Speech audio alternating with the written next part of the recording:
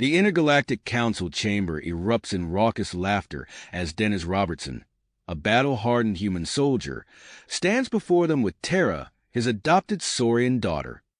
Their derision echoes off the vaulted ceiling, a cacophony of alien voices united in mockery of the unlikely pair. Dennis's jaw clenches, his calloused hands balling into fists at his sides.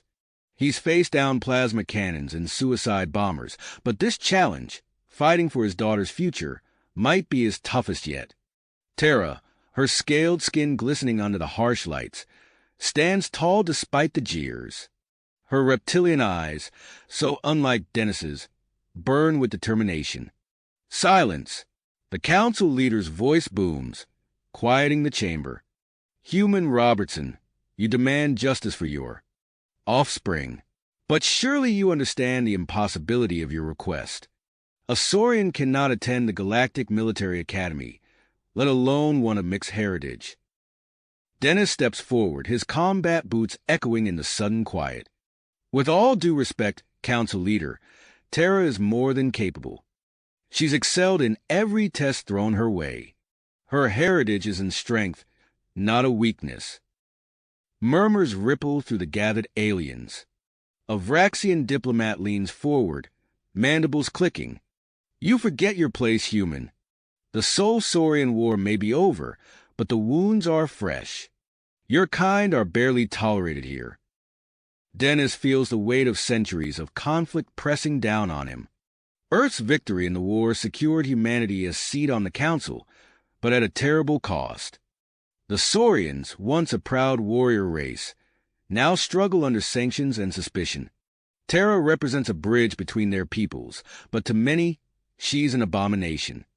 Then let her prove herself, Dennis challenges, his voice carrying to every corner of the chamber. Allow Terra to compete in the trials of valor. If she succeeds, she gains entry to the academy. If she fails... He pauses, knowing the gravity of his next words. Humans will forfeit their council seat. The chamber explodes into chaos. Delegates shout, argue, and gesture wildly. Dennis stands firm, his military training evident in his rigid posture. Terra's hand finds his, squeezing it in silent support. The council leader raises a tentacled appendage, demanding order. This is unprecedented. The trials are reserved for the galaxy's elite warriors. To allow a hybrid child to compete. Are you afraid she'll succeed? Dennis pushes, knowing he's walking a diplomatic tightrope. After what feels like an eternity, the council leader nods. Very well. The human-saurian hybrid may compete. But be warned, Robertson. You've staked the future of your entire species on this gamble. As they leave the chamber, Dennis notices the hostile glares from the Saurian delegation. He's just painted a target on Terra's back, and he knows it. The coming weeks will be a gauntlet of politics, prejudice, and physical challenges unlike anything they've faced before. In the corridors of the intergalactic capital, whispers follow them. Aliens of all species watch with a mix of curiosity and disdain. Dennis catches snippets of conversation.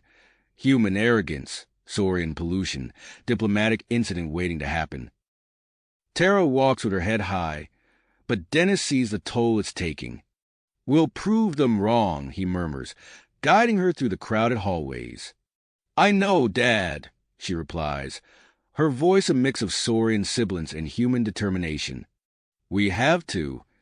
As they reach their quarters, Dennis's comm unit buzzes. It's a message from his old Special Forces commander back on Earth. Stirring up trouble again, Robertson? You've got backing. Don't screw this up. Dennis allows himself a grim smile. The game is on and the stakes couldn't be higher. Humanity's place in the galaxy, Terra's future, and the hope for reconciliation between humans and Saurians all hang in the balance. The trials of valor await, and with them, a chance to change the course of intergalactic history. Little do they know, forces are already moving against them. In shadowy corners of the capital, deals are struck and plans are set in motion. The path to the trials will be fraught with danger, and not everyone wants to see a human-saurian hybrid succeed. Dennis Robertson and his daughter Tara were laughed at by the Intergalactic Council, but now they have a chance to prove them all wrong. The galaxy watches, and the clock is ticking. The capital streets bustle with activity as the day of the trials of valor dawned. Dennis Robertson stood at the window of their temporary quarters, watching alien species of all shapes and sizes converge on the arena. Tara joined him, her scaled skin catching the first rays of sunlight. "You ready?" Dennis asked, his voice low and steady. Tara nodded, her reptilian eyes narrowing with focus. "As I'll ever be." As they made their way to the arena, Dennis couldn't shake the weight of his recent discovery. Hidden in a secure compartment of their quarters, he'd found a cache of performance-enhancing drugs, clearly planted for them to find. The temptation to use them, to give Tara every possible advantage, gnawed at him.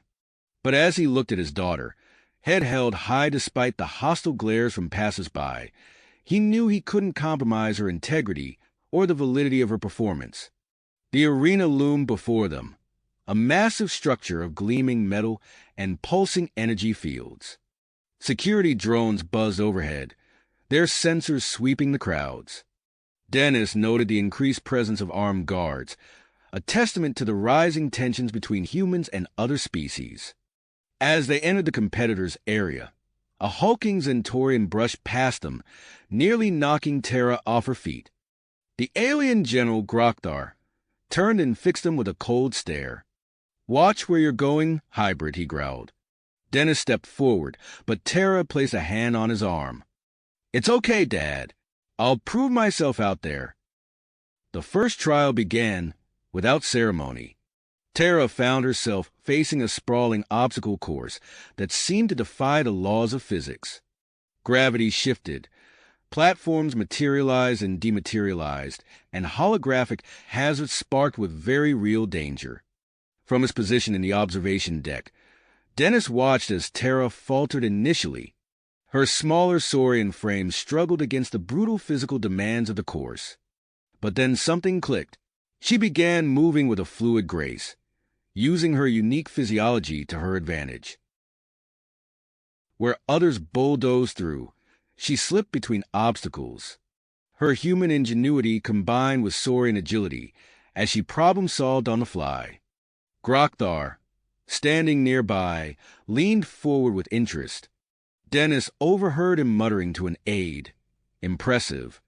Perhaps we've underestimated the potential of such combinations." As Tara completed the course, posting a highly competitive time, Dennis noticed a commotion near the equipment area. A group of saurian officials huddled suspiciously around the gear for the next trial. His military instincts kicking in, Dennis discreetly tapped out a message on his comm unit, alerting his human contacts to the potential sabotage. The second trial plunged Tara into a tactical simulation that pushed her to her mental limits. Holographic enemies swarmed from all directions as she commanded a small squad of AI troops. Initially overwhelmed by the complexity, Tara struggled to keep up with the more experienced competitors. But as the simulation progressed, her unique perspective began to shine through. She employed tactics that baffled her opponents, combining human strategic thinking with saurian hunting instincts. Her squad moved in unpredictable patterns, using terrain in ways the simulation designers hadn't anticipated. Even the most skeptical judges couldn't hide their impressed murmurs. But with each success, the hostility from certain factions in the crowd grew. Dennis caught sight of several anti-human protesters being escorted from the arena, their angry shouts cut off by the closing doors. During a brief recess, Dennis's comm unit buzzed urgently.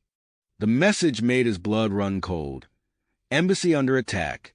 Needs immediate assistance."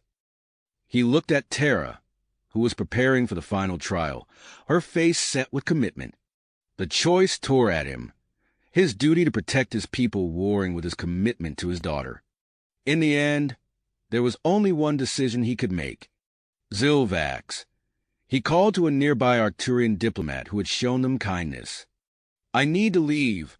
Can you watch over Terra? The Arcturian's multifaceted eyes blinked in surprise, but he nodded. Of course, but where Dash? No time to explain. Dennis cut him off, already moving. Just keep her safe. As Dennis raced towards the embassy, Terra entered the arena for the final trial. The crowd's roar dampened as energy fields sprang up, sealing her in with a squad of combat robots. What no one realized was that these machines had been reprogrammed for lethal force, their safety protocols disabled by the anti-human conspirators. The first blast of plasma fire nearly took Terra's head off. She ducked, rolled, and came up firing, her training kicking in automatically. But these weren't the practice drones she was used to. They moved with deadly precision, their attacks growing more coordinated with each passing second. In the observation deck, Grokthar's eyes narrowed. This wasn't right. The robot's behavior patterns were all wrong. He barked orders at his aides, demanding an investigation into the trial parameters. Across the city, Dennis arrived at the human embassy to find it under siege. Plasma fire lit up the night sky as attackers attempted to breach the defenses. Without hesitation, he plunged into the fray, rallying the overwhelmed security forces. Concentrate fire on their left flank, he shouted, falling back into his role as a battlefield commander. Jameson, get those shields back online. As the skirmish intensified, local law enforcement began to arrive, drawn by the commotion. Neutral alien observers recorded the scene, broadcasting it across the galactic networks. The true extent of anti-human sentiment was being laid bare for all to see. Back in the arena, Terra fought for her life. Her reflexes, honed by years of Dennis's rigorous training, were the only thing keeping her alive. She ducked, weaved, and returned fire, her movements a blur of human and saurian traits working in perfect harmony. In the stands, the mood shifted. What had started as a spectacle was turning into something else entirely. Aliens who had come to jeer now watched in grudging admiration as this hybrid child held her own against impossible odds. Grokthar, having confirmed his suspicions of sabotage, made a decision that would alter the course of the trials. Using his command codes, he subtly adjusted the robot's programming, bringing them back in line with standard parameters. It wasn't enough to make the trial easy, but it at least gave Terra a fighting chance. As news of the embassy attack spread, the Intergalactic Council chamber erupted into chaos. Delegates shouted accusations and demands for action. In the midst of this tumult, a message arrived from the trial's arena requesting an immediate halt to the proceedings. The council leader, his tentacles writhing with agitation, made a swift decision. The trials of valor are hereby suspended pending a full investigation. All participants are to stand down immediately. As the energy fields around the combat arena powered down, Terra stood amidst a field of disabled robots, chest heaving, eyes wild with adrenaline. She had survived, but the real battle was far from finished. In a quiet corner of the capital, Zilvax huddled over a communication device he had confiscated from one of the saboteurs. The encrypted messages he discovered sent a chill through his body. This wasn't just about humans and saurians. The conspiracy reached further, deeper, encompassing multiple alien races. Whatever was happening here threatened the very foundations of their intergalactic society. As the capital descended into a state of high alert, Dennis fought his way back to the arena, desperate to reach Terra. The trials of valor had become something far more significant than a test of one hybrid girl's abilities. They had become the flashpoint for a conflict that had been brewing beneath the surface of galactic politics for years. And at the center of it all stood Terra, half human, half saurian, and now a symbol for forces beyond her control. Comprehension. The arena fell silent as the gravity of the situation sank in. Suddenly, the air crackled with tension as an emergency broadcast interrupted the spectacle. The Intergalactic Council was calling an immediate session to address the unfolding crisis. Dennis, still catching his breath from the embassy's skirmish, locked eyes with Terra across the arena. He nodded once, a silent promise to return, before sprinting towards the council chambers. The arena erupted into chaos as spectators and officials alike scrambled to make sense of the situation. Terra, her scales still singed from the combat robots' attacks, found herself surrounded by a flurry of medical drones and concerned officials. She winced as a silvery mist enveloped her, knitting together her minor wounds. "This way, please." A stern-faced Arcturian security officer guided her towards a secure holding area. "We need to ensure your safety until the council reaches a decision." As Terra was ushered away, she caught sight of Grokthar, the Zentorian general, striding purposefully towards the exit. His face was set in a grim mask of persistence, datapad clutched tightly in one massive hand. Meanwhile, Dennis burst into the council chambers, his human frame dwarfed by the grand architecture and towering alien delegates. The air buzzed with a cacophony of translated arguments and accusations. At the center of it all stood the council leader, his tentacles writhing with agitation as he called for order. "Silence!" The leader's amplified voice cut through the din. "We have grave matters to discuss. General Grokthar, you have evidence to present?" The Zentorian stepped forward, his heavy footfalls echoing in the sudden quiet. "Honorable Council, I come before you with proof of sabotage and conspiracy." He activated his datapad, projecting a holographic display for all to see. The combat trial faced by the human-saurian hybrid, Terra Robertson, was compromised. The robots were reprogrammed for lethal force, far beyond the parameters of the trials. Gasps and murmurs rippled through the chamber. Dennis felt a surge of gratitude towards the Zentorian, who until now had shown little interest in human affairs. Grokthar continued, his voice carrying the weight of his military authority. "Despite these unfair and dangerous circumstances, the hybrid displayed exceptional skill and adaptability. Her performance, in my professional opinion, was nothing short of remarkable." The council leader's tentacles curled thoughtfully. "This is indeed troubling. We cannot allow such blatant interference in the trials of valor. I propose an immediate suspension of the trials, pending a full investigation." As debates erupted among the delegates, Dennis stepped forward. "Honored Council," he began, his voice steady despite the fatigue of battle. "I have a proposal." All eyes turned to the human, some curious, others wary. Dennis took a deep breath before continuing. "Let Terra continue the trials under increased security and transparency.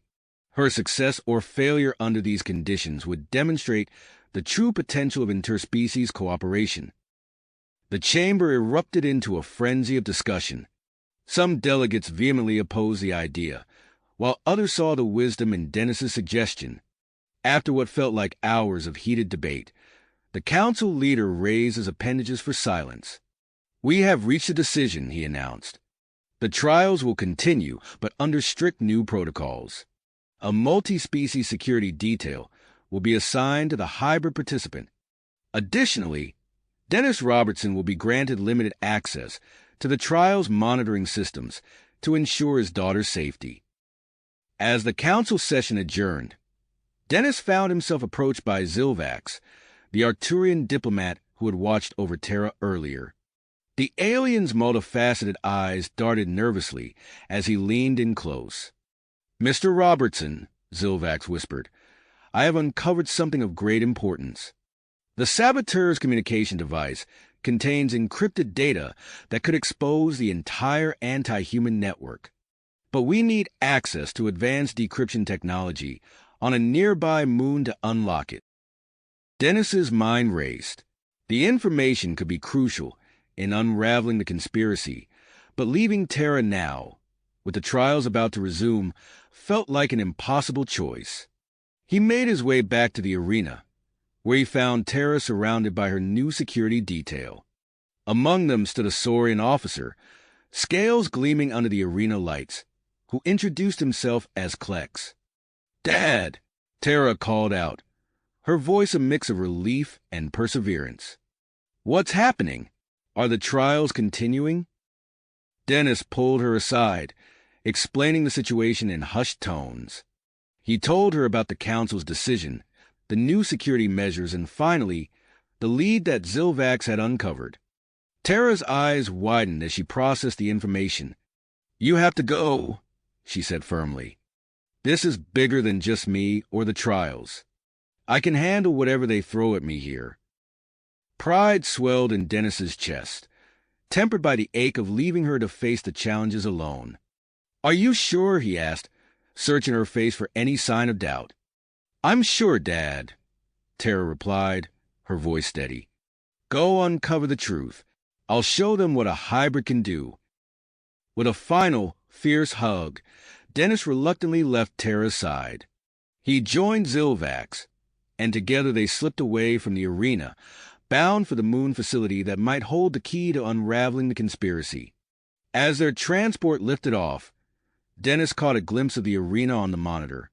The next trial was being announced, a diplomatic simulation designed to test the candidate's political acumen. He watched as Tara, looking small but determined, entered the simulation chamber. The doors sealed behind her, and Dennis felt the weight of galaxies on his shoulders as the transport accelerated towards the stars. The fate of human-alien relations now rested on two fronts: Tara's performance in the trials and his own covert mission to expose the truth. As the capital faded from view, Dennis turned to Zilvax. Tell me everything you know about this moon facility, he said, his voice hard with perseverance. We've got a conspiracy to unravel. Uncover, Dennis said, his voice hard with willpower. Zilvax nodded, his multifaceted eyes glinting in the dim light of the transport. The facility is located on Aridus 9, a small moon orbiting the gas giant Kaler. It's ostensibly a research outpost, but my sources indicate it houses some of the most advanced decryption technology in the sector. As Dennis absorbed the information, his thoughts drifted back to Tara. The monitor flickered, showing her entering the simulation chamber for the next trial. He watched with a mixture of pride and concern as the doors sealed behind her. Inside the chamber, Tara took a deep breath, her scales shimmering slightly under the artificial lights. The room shimmered and transformed, holographic projections, creating a hyper-realistic environment. She found herself standing in what appeared to be a grand conference room, facing representatives from 3 distinct alien races. A disembodied voice announced, "Diplomatic simulation commencing. Scenario: trade dispute between Zentorians, Arturians, and Saurians. Objective: negotiate a mutually beneficial resolution." Tara's mind raced, drawing on everything she had learned from her father about diplomacy and her innate understanding of Saurian culture. She stepped forward, her posture a blend of human confidence and Saurian poise. "Esteemed delegates," she began, her voice clear and steady. "Before we discuss specific grievances, let's establish common ground. What shared resources or technologies could benefit all parties involved?" The holographic aliens exchanged glances, seemingly taken aback by her approach. As the negotiations progressed, Tara deftly navigated the complex web of interspecies politics, proposing innovative solutions that played to each race's strengths. Outside the chamber, Grokthar watched with growing interest. The Zentorian general's initial skepticism began to waver as he observed Tara's performance. "Remarkable," he muttered, his massive form leaning closer to the observation screen. Meanwhile, Dennis and Zilvax's transport touched down on Aridus 9. The moon's surface was a desolate expanse of cratered rock, the research facility a stark metallic structure against the barren landscape. "Security's tight," Dennis noted, eyeing the patrol drones circling the perimeter. "Any ideas on getting it undetected?" Zilvax produced a small device from his robes. "This should create a localized electromagnetic pulse. It'll disrupt the drones long enough for us to reach that maintenance hatch." They moved swiftly across the moon's low-gravity surface. Dennis's military training kicked in as he analyzed sight lines and potential cover. The EMP worked as planned, creating a brief window of opportunity. They reached the hatch just as the drones began to reboot. Inside the facility, they encountered a maze of corridors protected by laser grids and biometric scanners. Dennis's expertise in covert operations proved invaluable as they navigated the security measures, using a combination of Zilvax's alien technology and human ingenuity. Back at the trials, Terra's diplomatic simulation took an unexpected turn. A sudden power surge caused the holographic projections to flicker and distort. The simulated aliens began to glitch, their forms becoming unstable and potentially dangerous. System malfunction detected, the AI announced, its voice warping ominously. Simulation integrity compromised. Terra's heart raced as she assessed the situation. The other candidates looked panicked, unsure of how to proceed. She spotted a manual override panel near the chamber's entrance. "Everyone stay calm," she called out, her voice cutting through the chaos. "Follow me to the exit. Stay low and avoid contact with the holograms." Leading by example, Terra navigated through the malfunctioning projections, guiding the group to safety. As they reached the override panel, she quickly input the emergency shutdown sequence her father had insisted she memorize. The holograms vanished, leaving the candidates in the empty chamber. Terra's quick thinking and leadership had potentially saved lives, a fact not lost on the observing judges and spectators. On Aridus 9, Dennis and Zilvax finally reached the central data hub. The room hummed with the power of advanced computing systems. Zilvax immediately set to work, connecting the captured communication device to the decryption mainframe. "This may take a few moments," the Arcturian said, his fingers flying over the holographic interface. Dennis kept watch, every nerve on high alert. The facility had been suspiciously easy to infiltrate, raising his soldiers' instincts. His suspicions proved correct as alarms suddenly blared to life. "We've got company," Dennis warned, drawing his weapon. "How much longer?" "Almost there," Zilvax replied, his concentration unbroken. "The encryption is—" "Wait, this can't be right." The door to the data hub burst open, security forces pouring in. Dennis engaged them, his combat skills allowing him to hold them off temporarily. "What is it?" he shouted over the chaos. Zilvax's eyes widened as he processed the decrypted data. "It's not just the Saurians. There's a group called the Purity Front, with members from multiple species. They're working to prevent interspecies cooperation across the galaxy."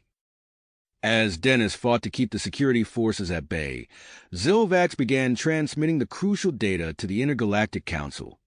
The fate of human-alien relations now hung in the balance. With Terra's performance in the trials and the secrets uncovered on Aridus, 9 set to reshape the galactic landscape. In the arena, the final challenge was announced. Terra stepped into a high-tech command center, holographic displays surrounding her. "Space battle simulation initiating," the AI declared. "Candidate Terra Robertson, you are now in command of a multi-species fleet. Your objective: defend key strategic positions against an unknown hostile force." As Terra began assessing her resources and formulating a strategy, she was unaware of the larger conflict unfolding beyond the simulation. The revelation of the Purity Front conspiracy was about to send shockwaves through the intergalactic community, with consequences that would extend far beyond the trials of valor. Ascendancy. As the simulated battle unfolded around her, Terra's mind raced with possibilities.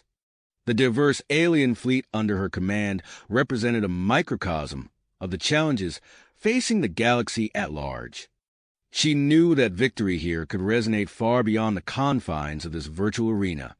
"Zentorian cruisers, form a defensive perimeter around our supply ships," Terra ordered, her voice steady and clear. "Arcturian scouts, I need you to probe the enemy's flanks. Look for weaknesses we can exploit. The holographic display came alive with movement as the ships responded to her commands. Terra's eyes darted from one tactical readout to another, absorbing information at a dizzying pace. Saurian strike craft. Prepare for a hit-and-run attack on their command ship, she continued. Wait for my signal. As the battle progressed, Terra's unorthodox tactics began to bear fruit. By leveraging the unique strengths of each species in her fleet, she created synergies that the simulated enemy struggled to counter. The Zentorian's defensive prowess provided a solid backbone, while the Arcturian's speed and sensor capabilities kept the enemy off balance. When the moment was right, the Saurian ship struck with devastating precision. In the observation chamber, the Intergalactic Council watched in stunned silence. News of the Purity Front conspiracy had reached them mid-trial, throwing the normally stoic delegates into disarray. Now, as they witnessed Terra's masterful command of a multi-species force, many found their preconceptions challenged. Remarkable, murmured Counselor Exine Thra, her tentacles writhing with excitement. She's using tactics I've never seen before. Grokthar, the Zentorian general, nodded in agreement. The human-saurian hybrid is proving to be more than the sum of her parts, he rumbled. Perhaps we've underestimated the potential of such collaborations. As the simulated battle reached its climax, Terra seized her moment. All ships, execute Maneuver Omega-3, she commanded. The alien fleet moved as one, executing a complex series of movements that left the enemy exposed and vulnerable. Within moments, the simulation announced her resounding victory. The arena erupted in cheers as Terra emerged from the command center. Klex, the Saurian security officer, approached her with a look of awe and respect. "Candidate Terra," he said, his scales shimmering with emotion. "Your performance was exemplary.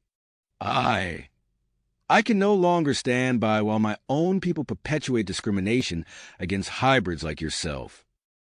Klex straightened to his full height, his voice carrying across the arena. "I hereby pledge my allegiance to Terra Robertson and denounce the discriminatory practices of the Saurian Imperium." His words sent shock waves through the crowd. Murmurs of surprise and support rippled outward, inspiring others to voice their own support for human-alien cooperation.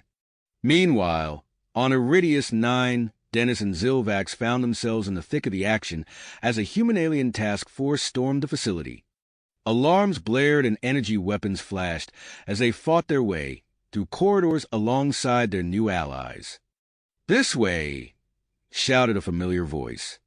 Dennis turned to see a massive Zentorian in military garb gesturing towards a secure data vault. "I'm Graxlor, Alliance operative. We need to secure that evidence." As they battled to the last line of defense, Graxlor explained between bursts of weapons fire. "I've been investigating the Purity Front for years," he grunted, dispatching an enemy with a well-placed shot. "The trials gave us the perfect opportunity to expose them." With the facility secured and the crucial evidence in hand, Dennis's thoughts turned to Terra. "We need to get back to the capital," he said urgently. "My daughter's still in the middle of all this." The task force's ships lifted off from Aridus 9, racing back towards the intergalactic capital. As they approached, the signs of unrest were visible even from orbit. Massive crowds filled the streets, with supporters of human-alien cooperation clashing with those who feared change. Landing in the midst of chaos, Dennis and his team rushed to the Intergalactic Council chambers. They burst in just as an emergency session was being called to address the Purity Front revelations. "We have the evidence," Dennis announced, his voice cutting through the din of arguing delegates. "The conspiracy goes deeper than anyone realized." As the data was presented, the chamber fell into shocked silence. Several council members, their involvement with the Purity Front now exposed, were immediately placed under arrest. The galactic political landscape was shifting before their eyes. Amidst the upheaval, a remaining council member turned to Dennis. "We need to restore stability," she said, her holographic form flickering with stress. An emergency election for the vacant seats is our only option. Dennis's mind raced, seeing an opportunity amidst the crisis. He thought of Tara's performance in the trials, her unique background, and the support she'd garnered. "I have a nomination," he said, his voice steady and clear. "My daughter, Tara Robertson. Her success in the trials and her hybrid heritage make her the perfect symbol of unity in these troubled times."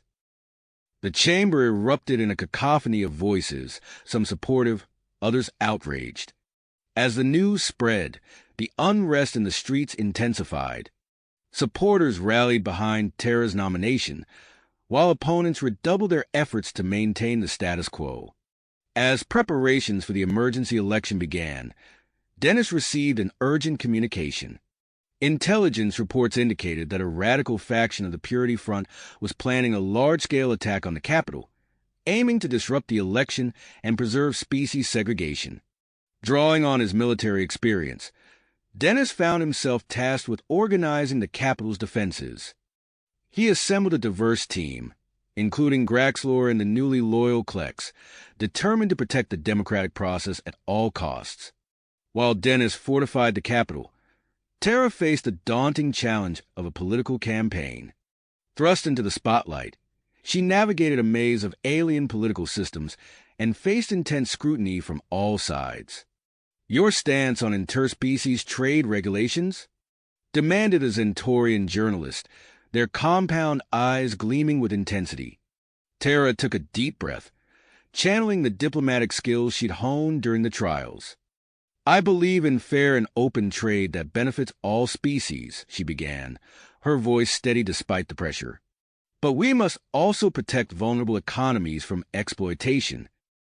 As she spoke, Tara could feel the weight of history on her shoulders.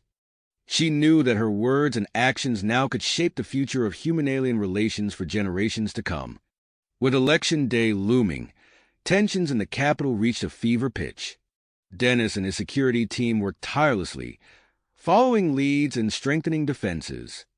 The fate of the stars hung in the balance as citizens of all species prepared to cast their votes, unaware of the forces working in the shadows to undermine their choice. In a secure command center, Dennis pored over intelligence reports, his face illuminated by holographic displays. Suddenly, an alert flashed across the screen, causing his heart to race. "We've got a problem," he announced to his team, his voice tight with urgency. Intercepted communications indicate a plot to assassinate Tara and other pro-cooperation candidates. "We need to move now." As the security team sprang into action, racing against time to neutralize the threat, Tara stood before a diverse crowd of supporters, unaware of the danger closing in. The future of the galaxy teetered on a knife's edge, with the outcome of the election promising to reshape the very fabric of intergalactic society. As Tara finished her speech, a thunderous applause erupted from the crowd. She stepped down from the podium, her heart racing with a mixture of excitement and apprehension. The first rays of sunlight broke through the Capitol's skyline as Election Day dawned. The city buzzed with nervous energy, citizens of various species lining up at polling stations across the metropolis. Dennis Robertson surveyed the scene from a high-security command center, his eyes darting between multiple holographic displays. "All units report in," Dennis ordered, his voice tense but controlled. "Checkpoint Alpha all clear," came the gruff response from Graxlor, the Zentorian's massive form visible on one of the screens. "Aerial surveillance online," added Klex, his saurian scales glinting as he piloted a drone over the city center. Dennis nodded, satisfied with the initial reports. He turned to address the assembled team of human and alien security personnel. "Remember, our priority is to protect the democratic process. We've received credible threats from the Purity Front, so stay alert." As the polls opened, Tara embarked on a final campaign push. Flanked by her security detail led by Marcus Vance, she moved from district to district, addressing mixed crowds of humans and aliens. "Today, we have a chance to shape our future." Terra proclaimed to a gathering in the Arcturian quarter. A future where our differences make us stronger, not divide us. Her words were met with cheers from many, but not all. As Terra moved to shake hands with supporters, Marcus spotted a group of protesters pushing through the crowd. "Traitor to your species," one of them shouted, brandishing a sign with anti-hybrid slogans. Marcus quickly maneuvered Terra away from the commotion. "We need to move," he said firmly, guiding her towards their transport. As they sped towards the next campaign stop, the ground shook with a distant explosion. Terra's eyes widened in alarm. What was that? Marcus's comm unit crackled to life with Dennis's voice. "All units, we have multiple explosions at power stations and comm hubs. Implement contingency plan Delta." The streets erupted into chaos as emergency sirens blared. Dennis's team sprang into action, working to contain the damage and maintain essential services. Despite the Purity Front's efforts, voting continued at hardened polling stations across the capital. As midday approached, the situation escalated. Reports flooded in of armed Purity Front militants attempting to seize government buildings. Dennis found himself in the thick of the action, coordinating a counteroffensive from the ground. "Graxlor, take your team and secure the treasury," Dennis shouted over the sound of energy weapons fire. "Klex, I need air support on the eastern flank." The battle raged through the streets, with Dennis's forces fighting to protect civilian voters while engaging the militants. The capital had become a war zone, with the fate of galactic unity hanging in the balance. Amidst the chaos, Terra received devastating news. Marcus approached her, his face grim. "Terra, we've intercepted a transmission. The Purity Front. They have your biological Saurian parents. They're demanding you withdraw your candidacy in exchange for their lives." Terra felt the ground sway beneath her feet. "My parents? But I thought they were." "Dead, yes. We all did," Marcus said softly. "But it seems they've been held captive for years. We don't have much time to decide how to respond." As Terra grappled with this impossible choice, the battle for the capital reached a fever pitch.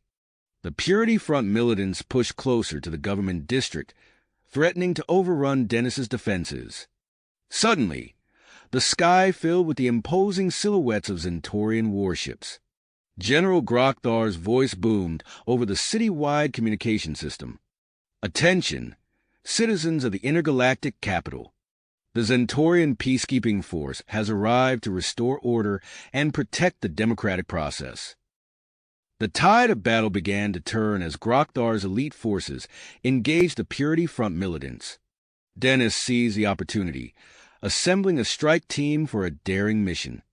"We're going after the Purity Front leadership," Dennis announced to his hand-picked squad. "This ends today." As they infiltrated the Purity Front's command center, Dennis and his team fought through waves of fanatic defenders. Energy bolts sizzled past their heads as they pushed deeper into the facility.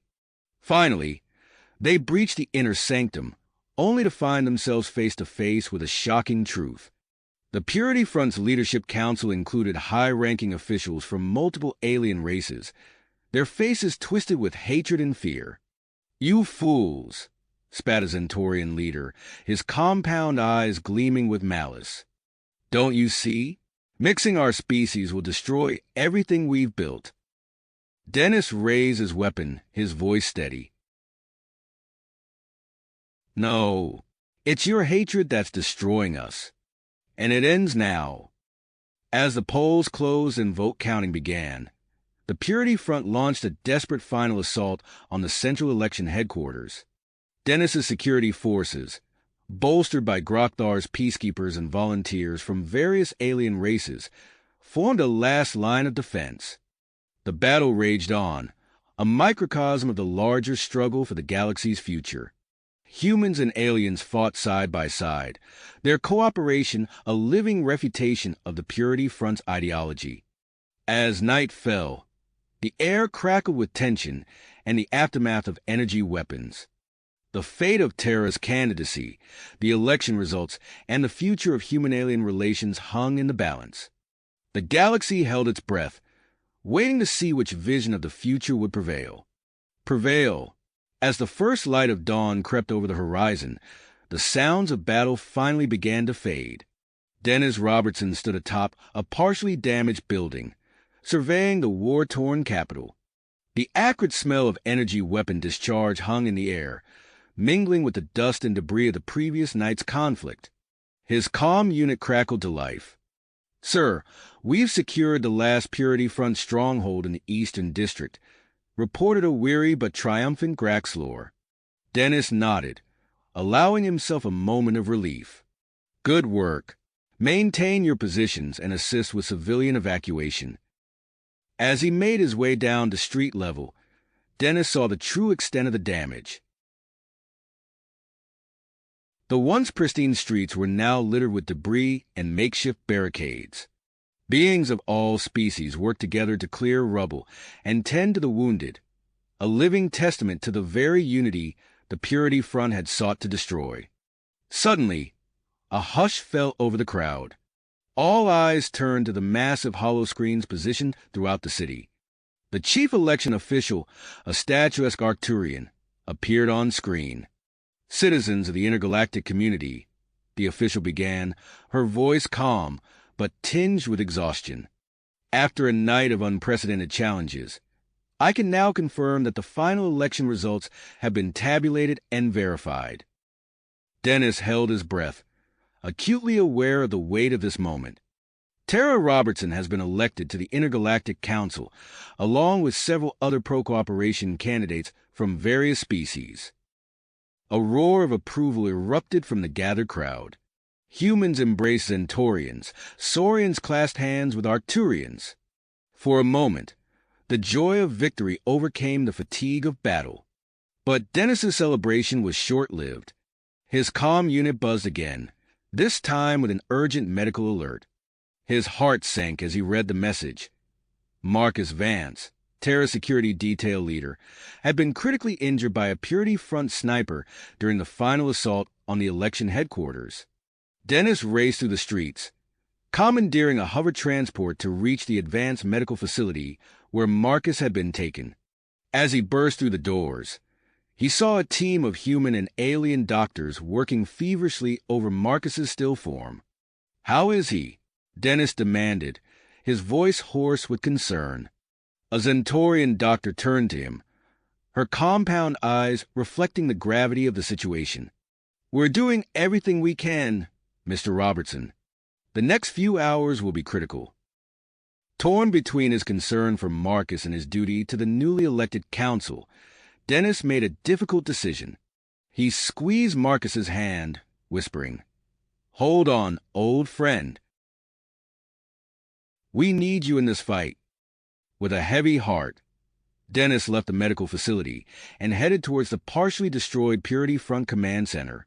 He assembled a task force of human and alien specialists to investigate the site. As they descended into the rubble, Dennis was struck by the scale of the hidden complex. Vast underground tunnels stretched out before them, a labyrinth of secrets and lies. "Sir, over here," called out Klex, his saurian eyes piercing through the dim light. "I think we've found something." Dennis rushed over, his heart pounding. As they pushed open a heavy door, they found themselves in a secret detention area. And there, weak but alive, were two saurians that Dennis recognized immediately from old holograms, Terra's biological parents. "Get a medical team down here now," Dennis ordered, his voice echoing through the cavernous space. As Terra's parents were carefully extracted and transferred to a secure medical facility, Dennis couldn't help but marvel at the twist of fate that had brought them to this moment. Across the galaxy, news of Terra's election victory spread like wildfire. On some worlds, joyous celebrations erupted in the streets. Beings of all species came together, their differences forgotten in the euphoria of a new era of cooperation. But not all reactions were positive. On planets with strong ties to the Purity Front, angry crowds gathered in town squares and outside government buildings. Shouts of traitor and species purity forever rang out, a stark reminder of the challenges that lay ahead. In the capital, General Grokthar stood before a mixed group of human and alien peacekeepers. His imposing Zentorian frame commanded respect, but there was a gentleness in his voice as he addressed the assembled forces. "We have been given a great responsibility," Grokthar rumbled. "Our task now is not just to maintain order, but to heal the wounds of our divided galaxy. Let us show all beings the strength that comes from unity."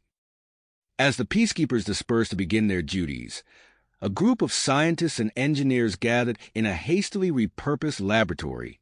Humans worked alongside Arcturians and Zentorians, their fingers flying over holographic interfaces as they began the monumental task of implementing the breakthrough in interspecies communication technology. "The Unity Initiative," murmured a human scientist, her eyes gleaming with excitement. "It's more than just a project now. It's a symbol of everything we're fighting for." In a quiet room overlooking the slowly recovering city, Tara Robertson stood alone, her mind blown from the events of the past few days. The weight of her new responsibilities as a council member pressed down on her, but it was the news of her biological parents that truly shook her to her core. A gentle knock at the door interrupted her thoughts. Dennis entered, his face a mixture of pride and concern. "Tara," he began, his voice soft, "there's something you need to know." As Dennis relayed the news about her parents and Marcus, Tara's eyes widened with a storm of emotions. She took a deep breath, steadying herself. "We have a lot of work to do," she said, her voice gaining strength with each word. "And I know exactly where to start." Meanwhile, in a shadowy corner of the galaxy, a group of Purity Front loyalists huddled around a flickering hollow projector. The charismatic Arcturian Zexlor addressed his followers, his eyes burning with fanatical intensity. "This is not the end," Zexlor hissed. "It is merely the beginning of our true fight. The Unity Initiative must not be allowed to succeed. We will show the galaxy the true cost of betraying their species." As Zexlor's words faded, the remnants of the Purity Front began to mobilize. In the shadows of the newly dawning era of cooperation, a new threat was taking shape, ready to test the perseverance of the fledgling alliance. As the dust settled on the tumultuous election and its violent aftermath, a new era dawned for the intergalactic community. Tara Robertson stood before the assembled members of the Intergalactic Council, her shoulders squared and her gaze steady. The chamber, a vast amphitheater of gleaming metal and pulsing holographic displays, hummed with anticipation. "I, Tara Robertson, do solemnly swear to uphold the principles of unity, justice, and cooperation in my role as council member," she intoned, her voice carrying clearly through the space. As the first human-saurian hybrid to hold such a high office, Tara felt the weight of history on her shoulders. The days that followed were a whirlwind of activity. She found herself in endless briefings, poring over reports on everything from trade disputes to scientific breakthroughs. Meanwhile, Dennis Robertson faced his own new challenge. In a private meeting with the Council's Security Committee, he accepted a position as head of the newly formed Intergalactic Security Task Force. "The Purity Front may be wounded, but they're far from defeated," Dennis said, his eyes scanning the faces around the table. "We need to be prepared for whatever they throw at us next." As Dennis assembled his team, drawing from the best and brightest of various species, work began on the ambitious Unity Initiative. The space above a neutral planet buzzed with activity as construction crews laid the foundation for the massive Unity Hub Station. Klex, now serving as chief engineer on the project, gazed out at the framework taking shape against the backdrop of stars. "It's beautiful, isn't it?" he said to a human colleague. "A symbol of what we can achieve together." But even as hope blossomed, darkness lurked in the shadows. On the station's half-completed communication array, a Zentorian worker noticed something amiss. "Hey! This component's been tampered with." He called out, his antennae twitching with alarm. Similar incidents began to multiply. A power surge here, a mysterious equipment failure there. Dennis and his team worked tirelessly, following leads and gathering evidence. In a secure briefing room, he laid out their findings to Terra and key council members. "We've traced these sabotage attempts back to Zexlor's splinter group," Dennis explained, gesturing to a holographic map dotted with red indicators. "They're more organized than we initially thought." Terra leaned forward, her brow furrowed in concentration. After a moment of contemplation, she spoke. "We need to do more than just react to these threats. We need to change hearts and minds." In the next council session, Terra unveiled her proposal for a galactic cultural exchange program. The chamber erupted in a cacophony of voices, some supportive, others skeptical. "And how do you propose to ensure the safety of these exchanges?" demanded an Arcturian representative, his crystalline form shimmering with agitation. Terra stood firm. "By showing trust, we earn trust. This program will demonstrate the strength that comes from our diversity." As the council debated, Terra worked tirelessly behind the scenes. She met with representatives from dozens of worlds, negotiating terms and addressing concerns. It was grueling work, often met with resistance, and sometimes open hostility. On a diplomatic visit to a human colony world, Terra faced a crowd of angry protesters. "Traitor!" someone shouted, hurling a projectile that narrowly missed her head. Her security detail rushed her to safety, but the incident left its mark. Back in the capital, Terra found solace in her visits to Marcus Vance. The medical facility where he recovered was a testament to interspecies cooperation, with human doctors working alongside alien healers. "You're making a difference, Terra," Marcus said, his voice weak but determined. "Don't let the bastards grind you down." As Marcus's condition improved, becoming a symbol of resilience and cooperation, Dennis and his task force made significant headway against the Purity Front. They uncovered a vast network of sympathizers embedded in governments and corporations across the galaxy. In a series of coordinated raids, Dennis's team struck at the heart of this network. On a dozen worlds, arrests were made and evidence seized. The political fallout was immediate and far-reaching. "We've dealt them a serious blow," Dennis reported to the council. "But Zexlor is still out there, and he's getting desperate." That desperation manifested in a bold and terrifying move. As the Unity Hub neared completion, alarms blared through its corridors. Dennis, who had been overseeing final security preparations, found himself thrust into action. "Intruders on levels 3 through 7. Crackled a voice over the comm system. "They're using some kind of cloaking tech." Dennis led a team through the station's twisting corridors, the artificial gravity fluctuating as they gave chase. Energy weapons fire lit up the dim passageways as they engaged the Purity Front infiltrators. In a vast chamber housing the main communication array, Dennis found himself face to face with a masked assailant. They grappled in zero gravity, spinning amidst delicate equipment and floating debris. With a well-placed strike, Dennis dislodged his opponent's mask, revealing the face of a high-ranking Zentorian he had once considered an ally. The betrayal stung, but there was no time for reflection.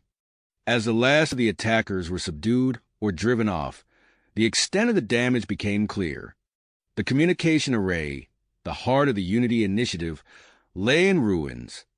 In an emergency council session, voices rose in anger and fear. "We must increase security measures," insisted one representative. "More surveillance, stricter travel regulations." Terra listened, her heart heavy. She understood the impulse to retreat behind walls and barriers. But she also knew that such actions would only feed the fear and division the Purity Front sought to sow. As she prepared to address the council, her comm unit buzzed with an urgent message. Reports were coming in from a human colony on the fringes of known space. People were vanishing without a trace, and rumors of an unknown alien presence were spreading like wildfire. Tara exchanged a glance with Dennis, both recognizing the potential powder keg the situation represented. As they moved to investigate, the fate of human-alien relations hung in the balance. Across the galaxy, the first participants in the cultural exchange program prepared for their journeys. On 1,000 worlds, beings of different species packed their bags and said goodbye to their families, stepping into the unknown with a mix of excitement and trepidation. Tara watched the first ship depart, carrying a diverse group of ambassadors to their new homes. As it disappeared into the star-studded black, she felt the weight of the future pressing down upon her. The true test of their ideals was just beginning. The true test of their ideals was just unfolding as the cultural exchange program took its first steps into reality. Among the diverse group of ambassadors boarding the sleek interstellar vessel was a familiar face. Klex, the former Saurian security officer, stood tall despite the palpable tension surrounding him. His decision to join the human delegation to the Saurian homeworld had sent ripples through both communities. As Klex ascended the boarding ramp, he caught sight of a group of humans eyeing him warily. Their whispers carried on the recycled air of the spaceport. "Can we really trust him?" one muttered. "He did help during the trials," another countered, uncertainty lacing her voice. Klex kept his gaze forward, his scaled features betraying no emotion.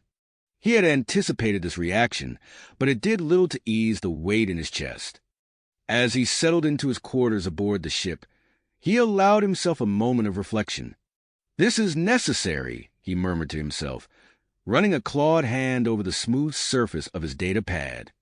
"For both our peoples." As the exchange program participants embarked on their journey, events on the fringes of human space took a dark turn. Dennis Robertson stood in the command center of the Intergalactic Security Task Force, his brow furrowed as he examined the holographic display before him. Another 5 disappearances reported in the last cycle, a junior officer reported, her voice tight with concern. Dennis nodded grimly. "Any patterns emerging?" "Yes, sir," the officer replied, manipulating the display to highlight several data points. "The victims all show unique genetic markers. It's as if they're being selected." Dennis's eyes narrowed. This was more than random abductions. Something calculated was at work here. He made a swift decision. "Contact General Graxar," he ordered. "I want him to personally lead a team to the colony. We need answers, and we need them fast." Across the galaxy, on the partially reconstructed Unity Hub, Tara Robertson faced a different kind of crisis. She stood in the cavernous main hangar, surrounded by a team of engineers and technicians. Above them loomed the twisted remnants of the communication array, a stark reminder of Zexlor's attack. "The damage is more extensive than we initially thought," the chief engineer explained, his holographic schematics flickering with alarming red indicators. "We need specialized components to repair this level of destruction." Tara's heart sank. "Where can we get them?" The engineer's expression grew grim. "There's only one place, Counselor. Xylos Prime." A murmur rippled through the assembled team. Xylos Prime was notorious for its isolationist policies, shunning contact with the galactic community for centuries. Tara squared her shoulders. "Then that's where I'm going. Prepare a diplomatic shuttle." As she turned to leave, her personal communicator chimed. The message that flashed across the screen made her blood run cold.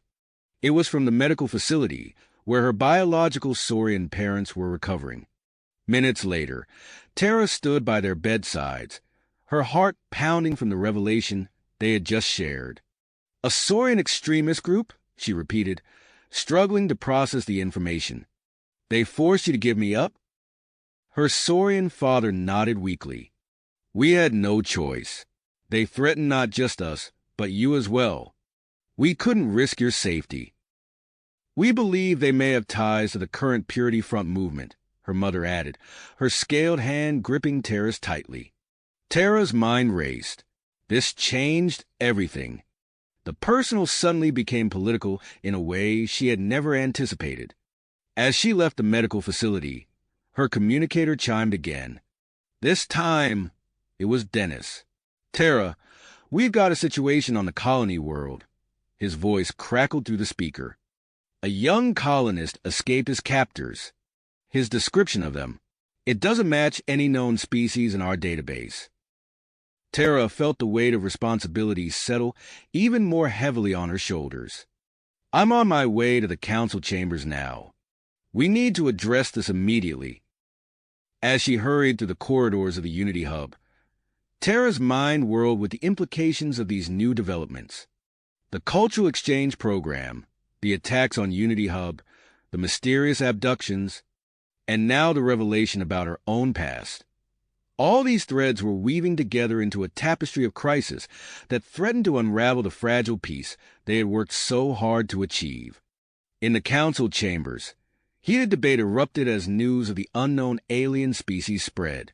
Some called for immediate military action, while others urged caution and diplomatic outreach.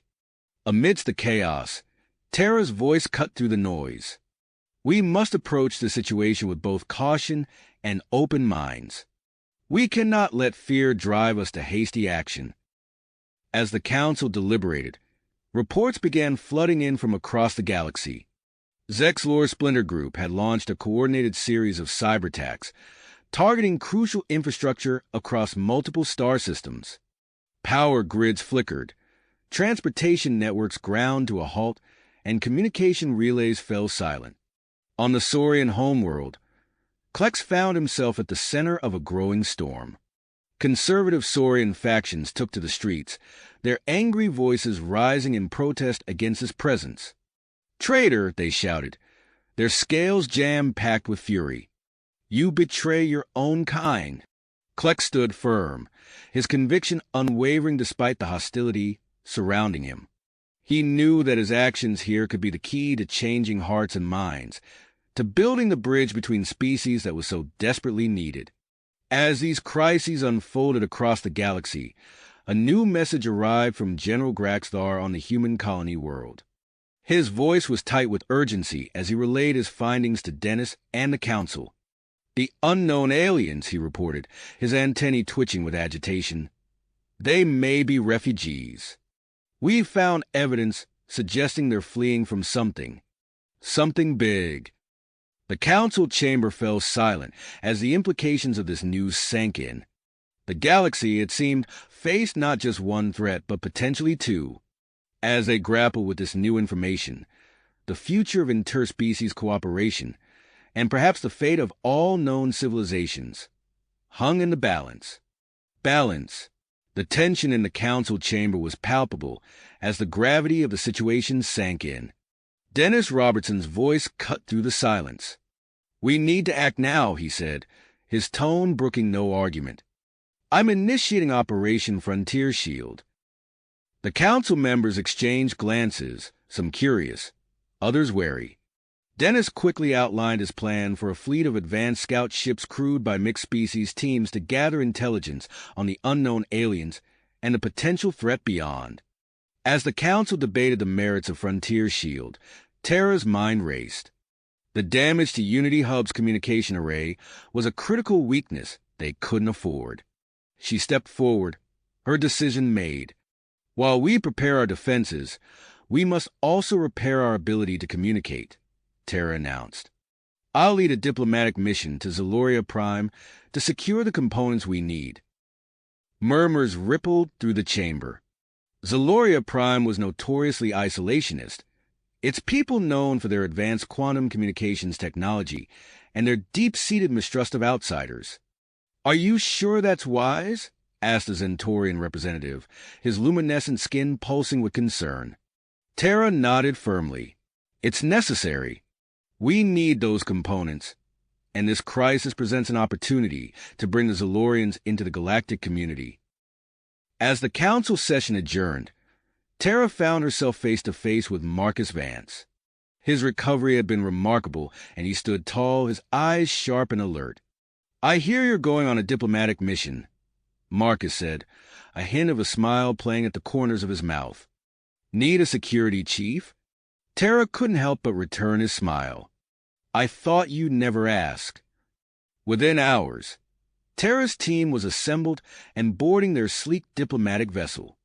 As the ship lifted off from Unity Hub's docking bay, Terra watched the station grow smaller through the viewport.